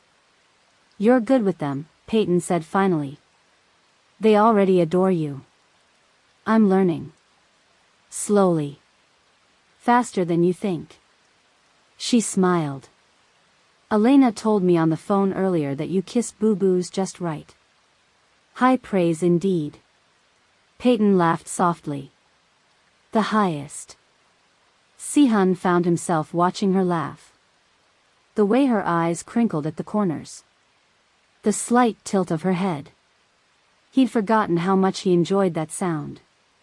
How rarely he'd heard it during their marriage. She caught him looking and her smile faded, replaced by something more complicated. Awareness. Uncertainty. Maybe a hint of the same attraction he was feeling. It's late, she said, breaking the moment. And tomorrow's another big day. Right. Si-hun cleared his throat. You should sleep. You must be exhausted. So should you. Solo parenting is no joke. I have a whole new appreciation for what you've been doing. She stood up, pausing by the hallway. Thank you, Si-hun. For today. For all of this. You don't need to thank me for taking care of my own children. Yes, I do. Because you didn't have to. You could have just gotten your divorce and walked away. That was never an option. Not once I saw them. Their eyes met across the room, an understanding passing between them. Whatever happened next, they were in this together. For the kids. Good night, Si-hun. Good night, Payton. After she disappeared down the hall, Si-hun checked his phone one last time. 3 missed calls from his father's number.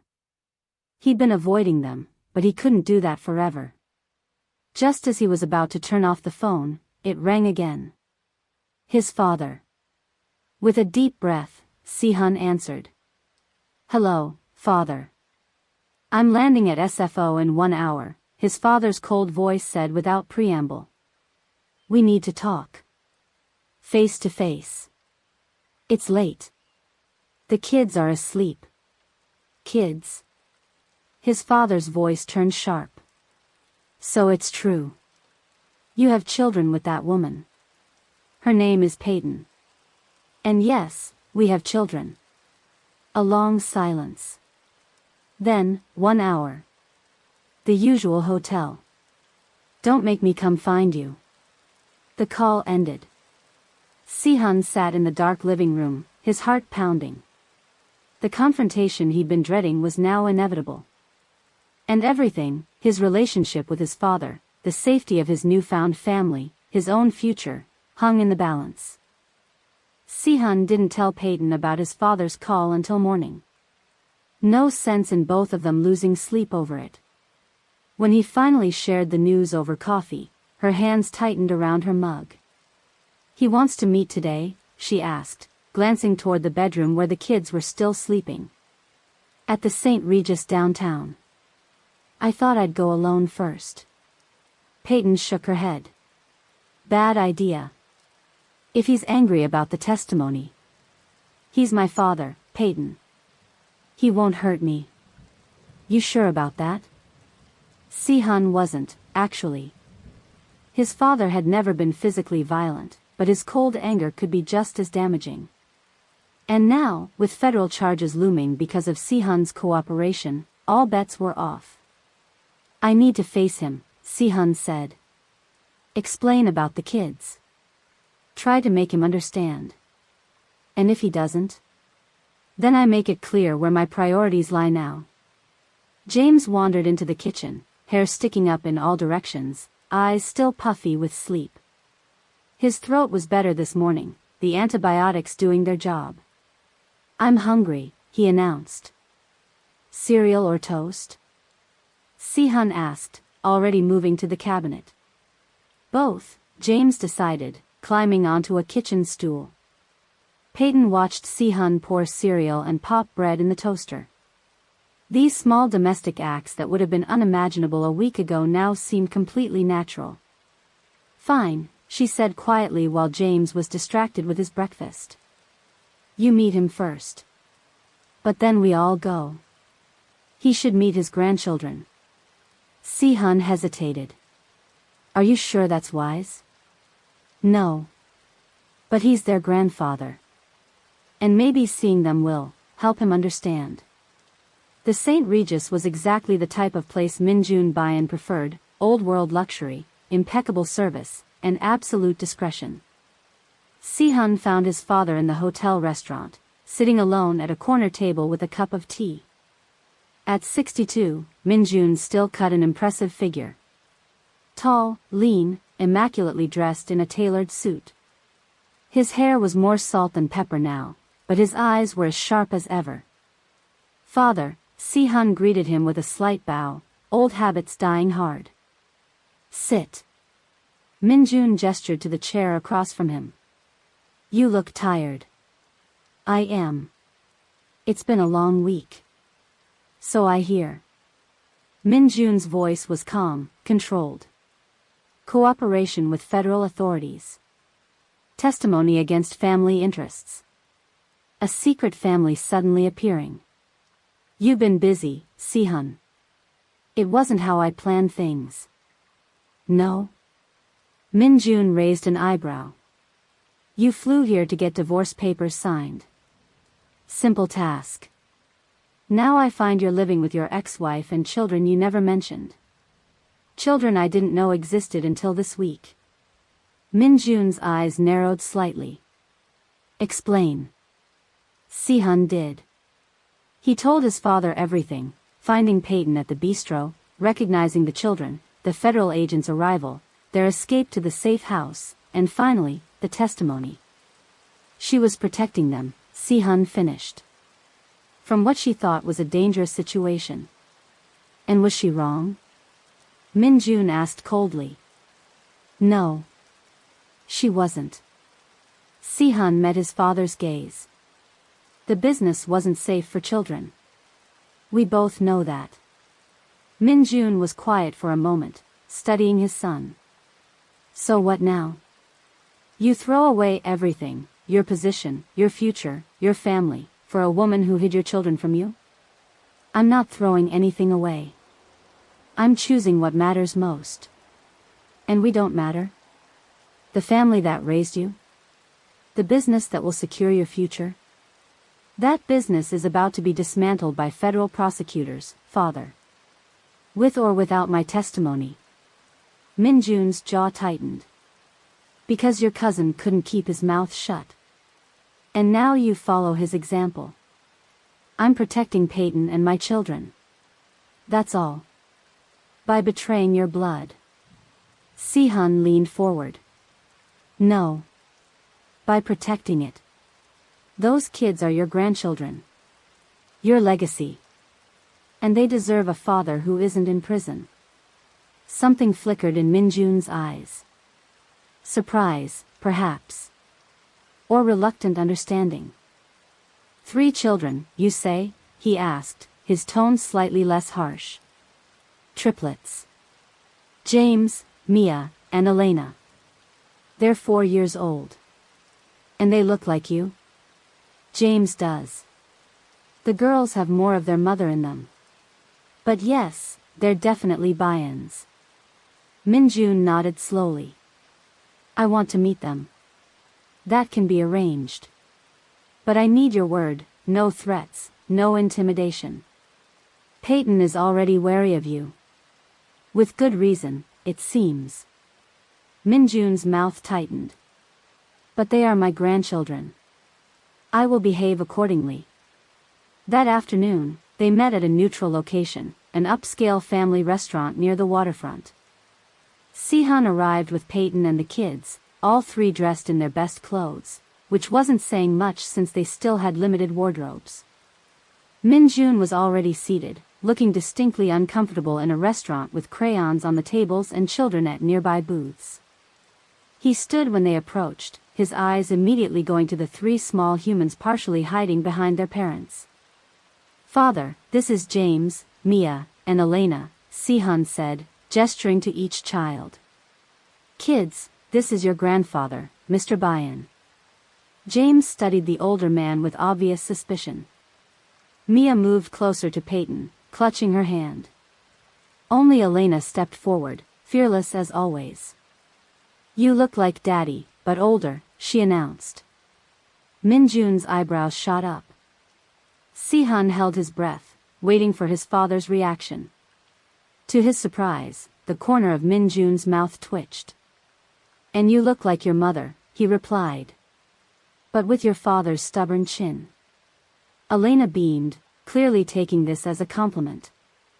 I'm the youngest. By 12 whole minutes. Is that so? Minjun gestured to the table.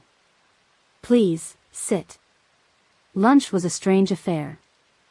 The children were on their best behavior, though Elena kept asking increasingly personal questions that made the adults tense. Why haven't we met you before? She wanted to know. I live far away, Minjun said smoothly. In Korea. Is that why Daddy didn't live with us? Because he was with you in Korea? An uncomfortable silence fell. Minjun looked at Si-hun, clearly expecting him to answer. No, Si-hun said gently. Daddy didn't live with you because he didn't know about you. Remember? We talked about this. Because Mommy was scared, Elena nodded seriously. Of the bad people. Minjun's eyes darted to Payton, who was focusing very intently on cutting James's chicken into smaller pieces. There are no bad people here, Minjun said, his voice surprisingly gentle. Just family. James, who had been quiet throughout the meal, suddenly spoke up. Mom says family doesn't always mean safe. Si-hun nearly choked on his water. Out of the mouths of babes. Minjun studied James with new interest. Your mother is a smart woman. The smartest, James agreed loyally. And what about you? Are you smart too? James shrugged. I like math. And science. I can count to 100 in twos. Can you now? Minjun looked impressed despite himself. Let's hear it. To everyone's surprise, James launched into a perfect count, 2, 4, 6, 8. All the way to 100. Minjun nodded approvingly. Very good. A natural aptitude for numbers is valuable. He gets that from you, Payton said, speaking directly to Minjun for the first time. Si-hun always had a head for numbers too. Minjun inclined his head, acknowledging the olive branch. And the girls? What are their talents? Mia's artistic, Payton said. Like me. And Elena is persuasive. I can make anyone do anything, Elena announced proudly. Not anything, Payton corrected. But she's very good at getting her way. A negotiator, Min-jun said, amusement creeping into his voice.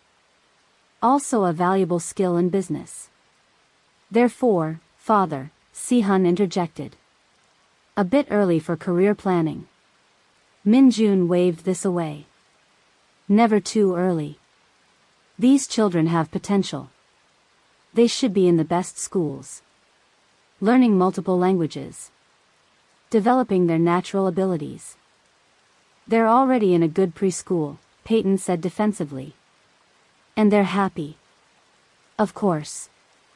Min-jun nodded, but it was clear he had more to say on the subject. After lunch, they sent the children to look at the fish tank in the restaurant lobby while the adults talked. They're impressive children, Min-jun admitted. Well behaved. Intelligent. Thank you, Payton said. That's kind of you to say. Not kindness. Observation. Min-jun turned to Si-hun. I understand why you've made certain choices. But there are better solutions than federal cooperation. Like what? Si-hun asked. Come back to Seoul. Bring the children. Your position in the legitimate side of the business remains secure. We've been moving in that direction anyway. And Payton? Min-jun's eyes flicked to her. She would be welcome as the mother of your children. The marriage could be reinstated. Just like that? Payton asked skeptically. Family comes first, Min-jun said simply. You've proven yourself capable, raising 3 children alone. That earns respect. It's not that simple, father, Si-hun said. There's the federal investigation. The testimony. Which can be managed. With the right lawyers, the right connections. You're asking me to go back on my word, Si-hun realized. To undermine my testimony. I'm asking you to protect your family. All of your family. Min-jun looked between them. Think about it. The children would have every advantage in Seoul. The best schools. Financial security. Family connections. And the price? Payton asked. Loyalty, Min-jun answered. To family above all. Si-hun shook his head. I can't do that. I won't put them at risk again. They're at risk now, Min-jun pointed out. Here. Unprotected. They have me. One man against potential enemies? Not good odds. Payton had been quiet, watching this exchange. Now she spoke up. What if we found a middle ground? Both men turned to look at her. What if we moved to Seoul, but independently? Si-hun keeps his cooperation agreement with the U.S. authorities. The business transitions to fully legitimate operations, as you said you're already doing. The children get to know their Korean heritage and extended family, but on our terms. Min-jun considered this an interesting proposal. But Si-hun's place is in the family business. My place is with my children, Si-hun said firmly. Whatever else happens, that doesn't change. A tension-filled silence fell. Min-jun studied his son, seeing something new there. A resolve that hadn't existed before. Fatherhood had changed him, already. You've made your choice, then, Min-jun said finally. I have. Min-jun nodded slowly. Very well. I won't interfere with your decision. But remember, those children are Bayans. They belong to our family too. We know, Payton said. And we want them to know their heritage. Their family. Just not the parts that put them in danger. Min-jun almost smiled. You found a formidable woman, Si-hun. She reminds me of your mother. It was the highest compliment Min-jun could give, and they all knew it. Si-hun's mother had been the one person who could stand up to him, before cancer took her 10 years ago. "Thank you, father." As they prepared to leave, Min-jun stopped by the fish tank to say goodbye to his grandchildren. To everyone's surprise, he gave each child a small red envelope, traditional for Korean elders to give to children. "For your future," he told them. "From your grandfather." "Thank you," Mia said politely. "Can I open it now?" Elena asked. "At home," Payton told her. Min-jun watched them, his face unreadable. "They are fine children," he said to Si-hun. "You should be proud." "I am," Si-hun replied. "Even after just a few days. Perhaps you will bring them to visit Korea someday. When things are settled. Perhaps." With formal goodbyes, Min-jun departed. The tension that had been building all day finally eased. "That went better than expected," Payton admitted as they walked back to the car. "I thought he'd be more threatening? Cold?" Si-hun supplied. "Yes." The kids softened him. Especially Elena. "She has that effect on people. Takes after her father that way," Payton said with a small smile. "You always could charm people when you wanted to." Sunday was quiet. They stayed in the apartment, playing games and watching movies.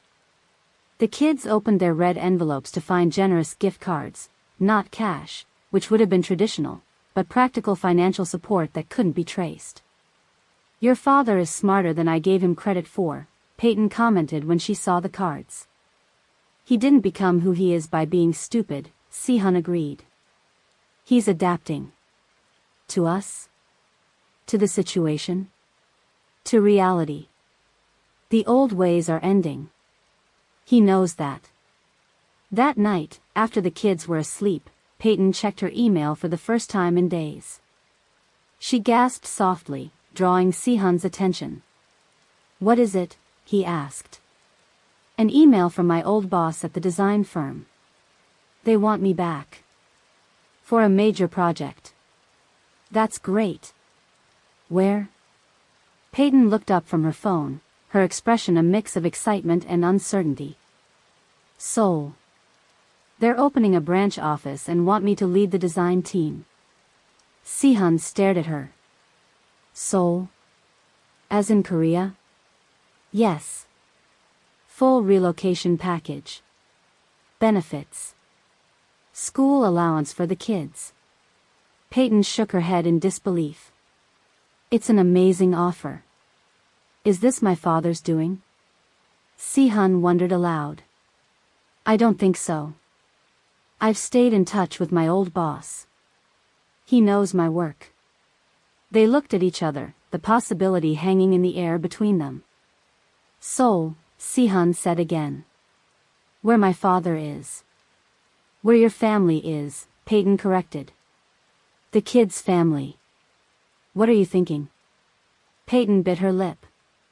"I'm thinking, maybe your father's right about one thing. The children should know their heritage. Their family. And you? What would you want?" "A fresh start. Somewhere neither of us has history." She met his eyes. "What about you?" Si-hun considered it. Seoul. The place he'd left behind. The family he'd defied. But also the place where his children could connect with their Korean heritage. Where they could build something new. "I think," he said slowly, "we should seriously consider it." 6 months, Payton explained, scrolling through the email. "They're opening a new design branch in Seoul and want me to lead the interior design team for their flagship projects. Corporate offices, but also some residential work." Si-hun sipped his coffee, watching her face as she read the details. Her eyes were bright with excitement, the first time he'd seen that look since finding her at the bistro. "The money is good?" he asked. "Very good. Better than I was making before. Plus housing allowance, school stipend for the kids, relocation expenses." She shook her head in disbelief. It's kind of the perfect offer. Too perfect. Si-hun couldn't help wondering. Right after meeting with my father? I thought that too. But I've kept in touch with this firm for years. They know my work. And the timing makes sense. Seoul's design market is booming right now. The kids were at the kitchen table, deep in a coloring project. Elena looked up at the mention of Seoul. What's Seoul? She asked, mangling the pronunciation. Seoul, Si-hun corrected gently. It's a big city in Korea. Where I grew up. Where Grandpa lives? James asked, suddenly interested. Yes. Where Grandpa lives. Are we going there? Mia's sharp ears had caught the entire conversation. Payton and Si-hun exchanged looks. They hadn't intended to discuss this with the kids until they'd made a decision. We're thinking about it, Payton said carefully. Mommy got offered a special job there. But we haven't decided yet. Would we live in Grandpa's house? James asked. No, both adults said simultaneously, then smiled at each other. We'd have our own place, Si-hun explained. But you could visit Grandpa sometimes. Elena abandoned her coloring and climbed into Si-hun's lap. Would you come too, Daddy? The simple question caught him off guard. Of course he would go with them. He couldn't imagine being separated from these children now that he'd found them. But it hadn't been explicitly discussed with Payton. I hope so, he said, looking at Payton. If that's what we all decide. Do they have swings in Korea?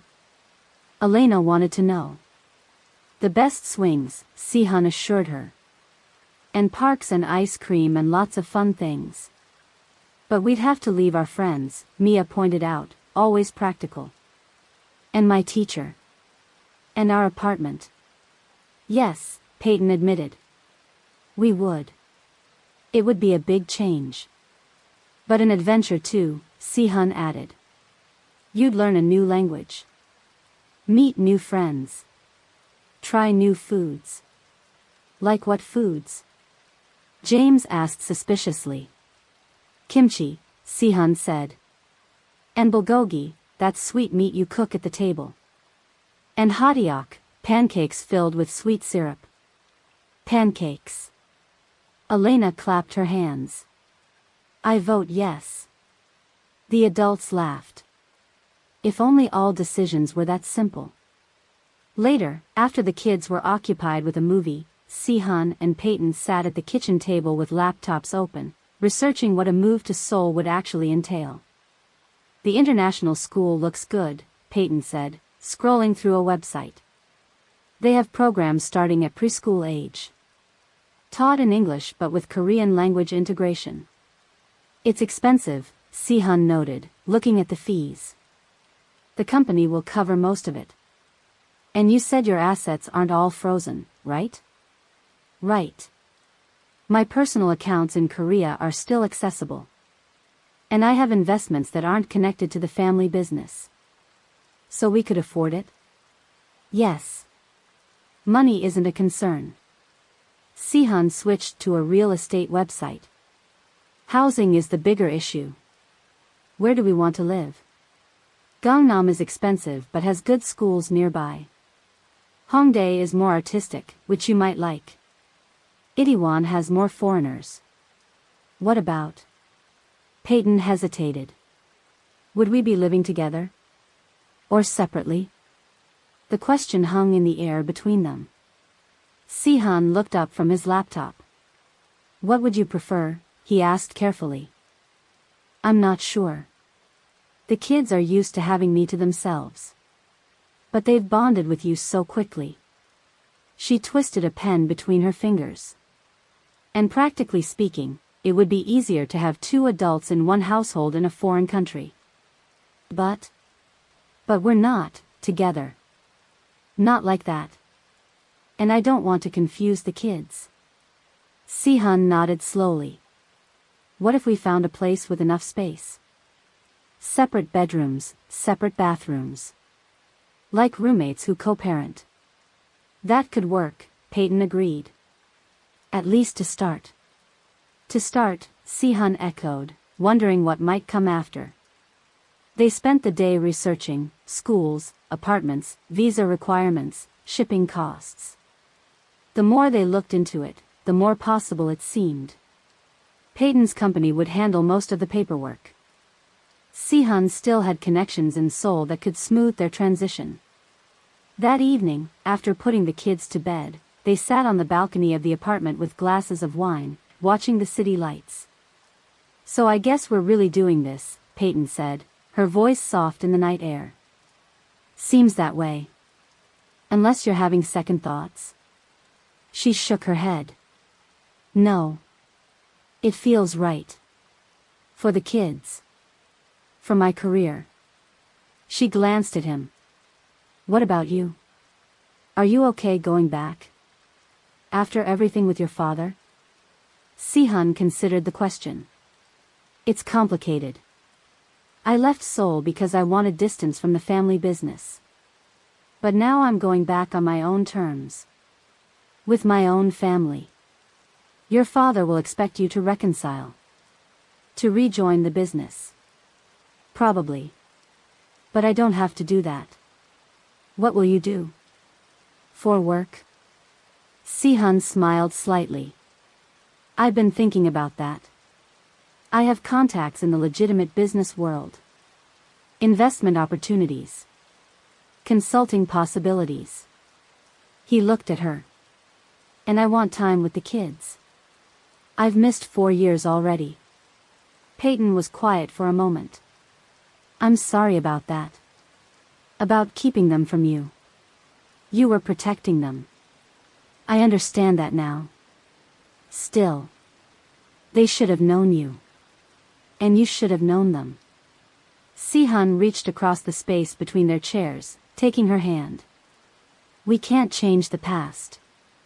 But we can build something good from here." She didn't pull away. "What exactly are we building, Si-hun?" "A family. Whatever form that takes." He squeezed her hand gently. "No pressure for more than that. Just 2 people raising 3 amazing kids together." "And if feelings develop," she asked, not quite meeting his eyes. "Then we deal with that when it happens. Honestly. Openly." He smiled. "We've learned that lesson the hard way, haven't we?" Payton nodded, returning the smile. "Yes. We have." The next day, they took the kids to Payton's apartment to pack what they wanted to take to Seoul. The small space felt even smaller with all 5 of them there. Si-hun looked around, trying to imagine Payton raising 3 babies in this tiny apartment, and his chest ached. "We don't need much," Payton explained as she sorted through clothing. "Most of this is secondhand anyway. We'll buy new things in Seoul." "I want all my stuffed animals," Elena declared, clutching an armful of well-loved toys. "We can take your favorites," Payton negotiated. "But not all of them. The airplane has rules about how much we can bring." "That's not fair." Elena's lower lip trembled. "Tell you what," Si-hun said, kneeling beside her.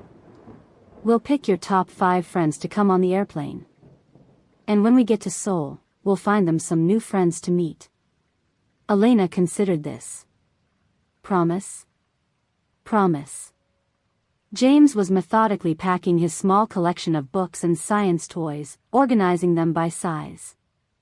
Mia was having a harder time, sitting in front of her shelf of artwork and treasures with a troubled expression. "What's wrong, sweetie?" Payton asked, sitting beside her. "I can't decide what to take," Mia said. "I don't want to leave anything behind." "We can take pictures of everything," Si-hun suggested. "So you always remember." Mia looked up at him. "Really?" "Sure." He pulled out his phone. "Let's make a photo album of all your special things. Then even if they stay here, you'll have them with you." Mia's face brightened. She started arranging her treasures for photos, explaining the story behind each one. Si-hun listened attentively, learning more about his daughter through these small objects: the seashell she found on her first beach trip, the pine cone from a park picnic, the ribbon from a dance class performance. By the afternoon, they had sorted through most of the apartment. What they would take to Seoul. What would go into storage? What would be donated? The kids were getting restless in the small space. How about we visit some of your favorite places? Si-hun suggested. Before we leave San Francisco. The kids loved this idea. They spent the rest of the day on a farewell tour, the playground with the big slide, the ice cream shop where they celebrated birthdays, the library where they attended story time, the beach where they collected shells. At each stop, Si-hun watched Payton and the kids interact with the community they'd built. The librarian who knew each child's reading preferences. The ice cream shop owner who gave them extra sprinkles.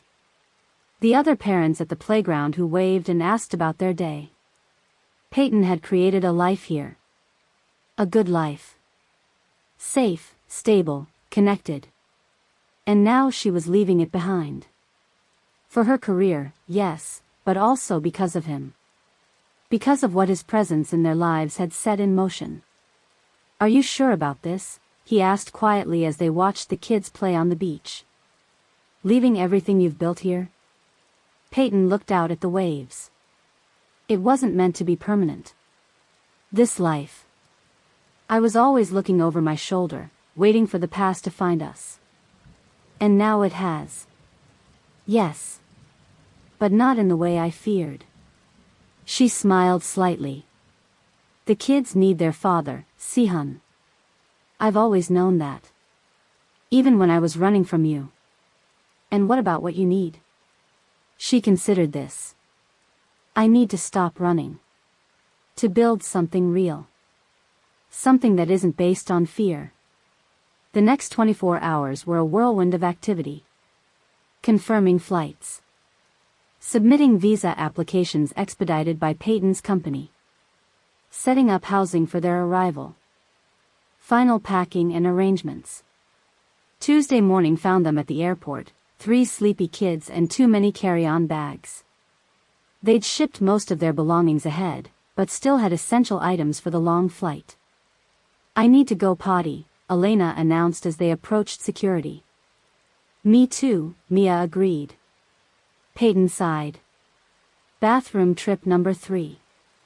"I'll take them," Si-hun offered. "You watch the bags." "You can't take girls to the bathroom," James pointed out. "You're a boy."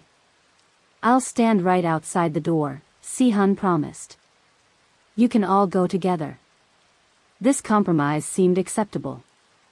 Si-hun escorted the 3 kids to the family bathroom, waiting outside while they took care of business. Through the door, he could hear them chattering. "I don't want to go on the plane," Elena was saying. "It's scary." "It's not scary," Mia countered. "It's like a bus but in the sky." "But what if we fall?" "We won't fall," James assured her. "Planes almost never crash. The statistics are very good." Si-hun smiled, hearing his son's logical approach. But Elena wasn't convinced. When they emerged, she looked up at Si-hun with worried eyes. "Daddy, what if we don't like Korea? Can we come back home?" Si-hun knelt down to her level. "Of course. If you don't like it, we can come back. But I think you might love it. There are so many exciting things to see. Will you stay with us there? The whole time?" "Yes, I'll be with you." "Promise?" "Promise." This seemed to satisfy her, and they rejoined Payton at security. But when the time came to board the plane, Elena suddenly dug in her heels. "I'm not going," she declared, plopping down on the floor of the gate area. "Elena, honey, we have to go now," Payton tried. "Everyone's waiting." "No. I want to stay here." Si-hun knelt beside her again. "What's wrong, princess? I thought we fixed all the worries." Elena's bottom lip trembled. But you didn't promise for real. What do you mean? I promised I'd stay with you in Seoul. But what if you change your mind? What if you decide you don't want to be our daddy anymore? The question hit Si-hun like a physical blow. Behind him, he could feel Payton freeze. Elena, he said softly, I will never stop being your daddy. Never. No matter what happens, no matter where we live, I will always be your father. That's a forever promise. Pinky swear? Elena held out her tiny finger. Pinky swear. Si-hun linked his finger with hers. The most serious promise of all. Elena seemed satisfied with this. She stood up and took his hand. Okay. We can go now. As they walked down the jetway, Payton fell into step beside him. A forever promise, huh? Is there any other kind when it comes to family? Si-hun asked. She smiled, a real smile that reached her eyes. No. I guess there isn't. The autumn morning air in Seoul was crisp as Payton helped the kids into their coats. 2 months in Korea had brought changes both small and large. The most noticeable was language. The kids were soaking up Korean phrases like little sponges, already able to ask for their favorite foods and count to 20. Hurry up, we're late. Mia called, always the timekeeper of the family. She stood by the door of their apartment, backpack already on. Coming, Payton replied, helping Elena with her stubborn zipper. Si-hun, have you seen James's science folder? Got it. Si-hun emerged from the kitchen, folder in one hand, coffee in the other. It was under the mail.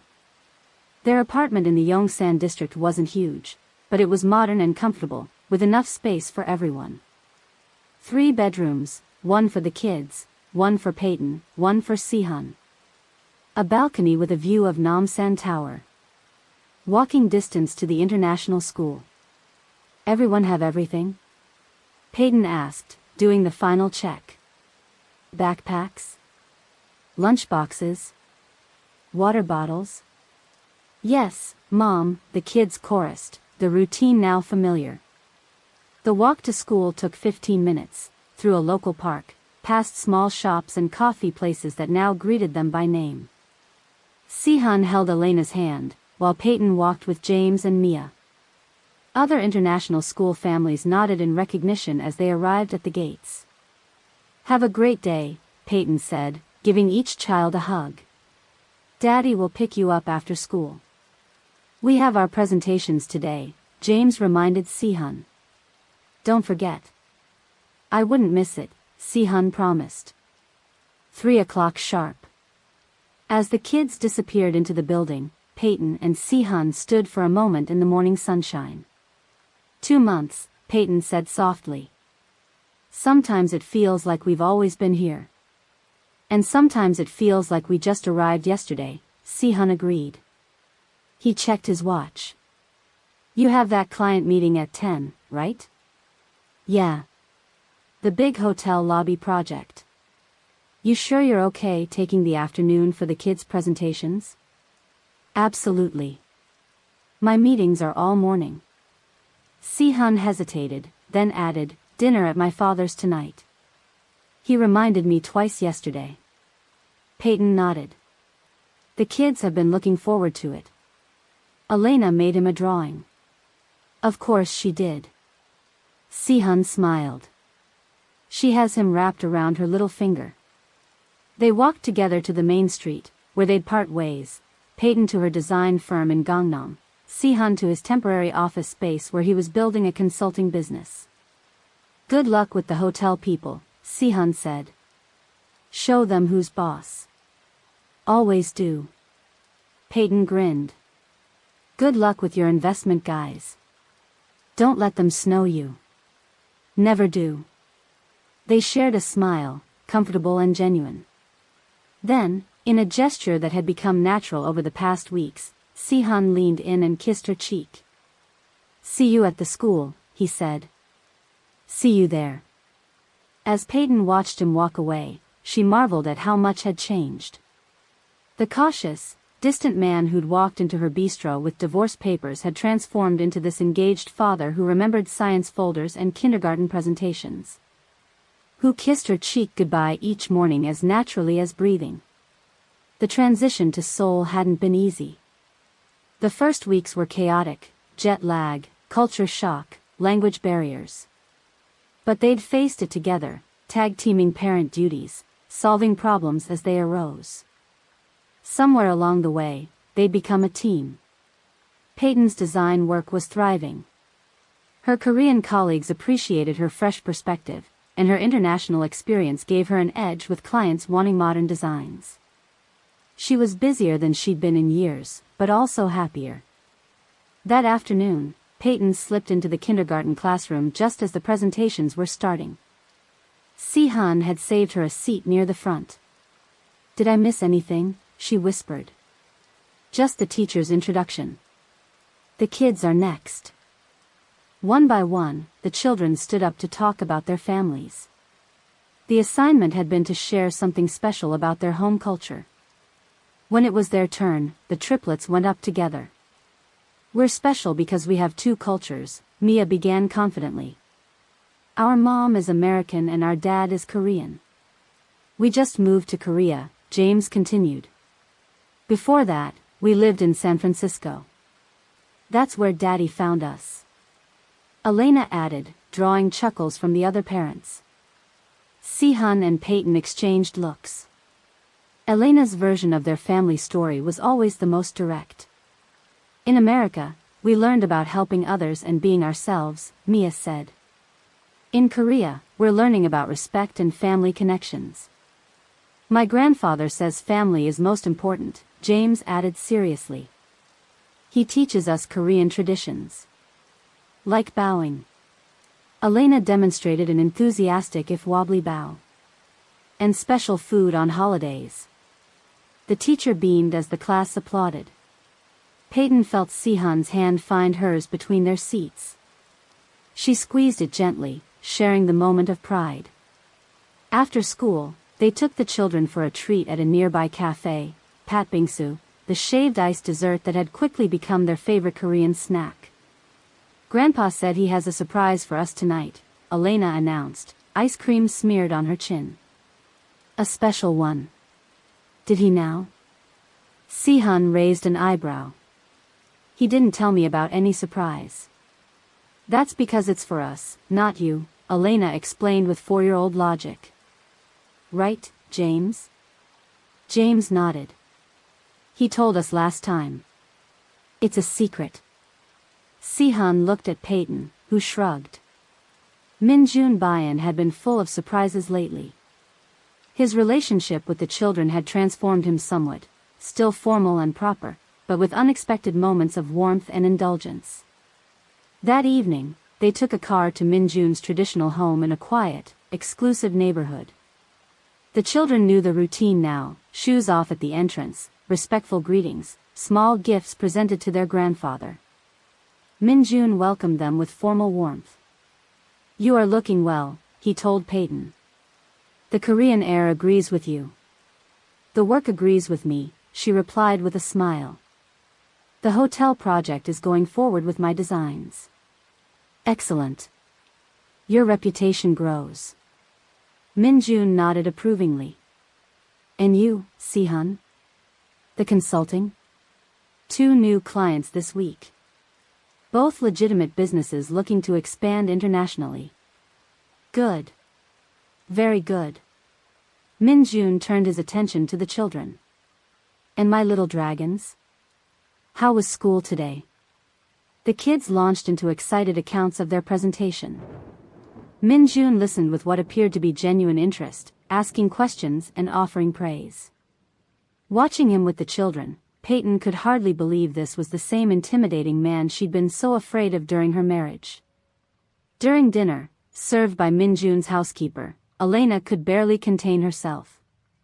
"Grandpa, when do we get the surprise?" she finally burst out. Min-jun's mouth twitched in what might have been a smile. "After dinner, little one." Patience is a virtue. But I already used all my patience at school today, Elena explained seriously. The adults laughed. Even Minjun. After dinner, Minjun led them to a room that had previously been closed off during their visits. He slid open the traditional door to reveal a beautifully decorated children's space, low tables for crafts and study, cushions for sitting, shelves with books in both Korean and English, and traditional Korean games. This is your room, Minjun announced to the wide-eyed children. For when you visit grandfather. The children rushed in with excited squeals. Payton and Si-hun exchanged surprised looks. Father, Si-hun said quietly. This is unexpected. Children need their own space, Minjun replied. Even in their grandfather's home. As the children explored their new treasure trove, Minjun gestured for the adults to sit in the adjoining room where tea had been prepared. You seem settled, he observed, pouring tea with precise movements. The children are adapting well. They are, Payton agreed. Better than I expected. The school has been wonderful. And your living arrangements? Minjun asked. The separate bedrooms, still necessary? Si-hun nearly choked on his tea. Father, that's not a traditional arrangement, Minjun finished for him. Particularly for parents of 3 children. Payton felt her cheeks warm. We're taking things slowly. For the children's sake. Minjun made a noncommittal sound. Children are more resilient than we think. And more observant. He sipped his tea. They see the way you look at each other. Si-hun and Payton carefully avoided eye contact. We're focused on being good parents, Si-hun said. Everything else is still developing.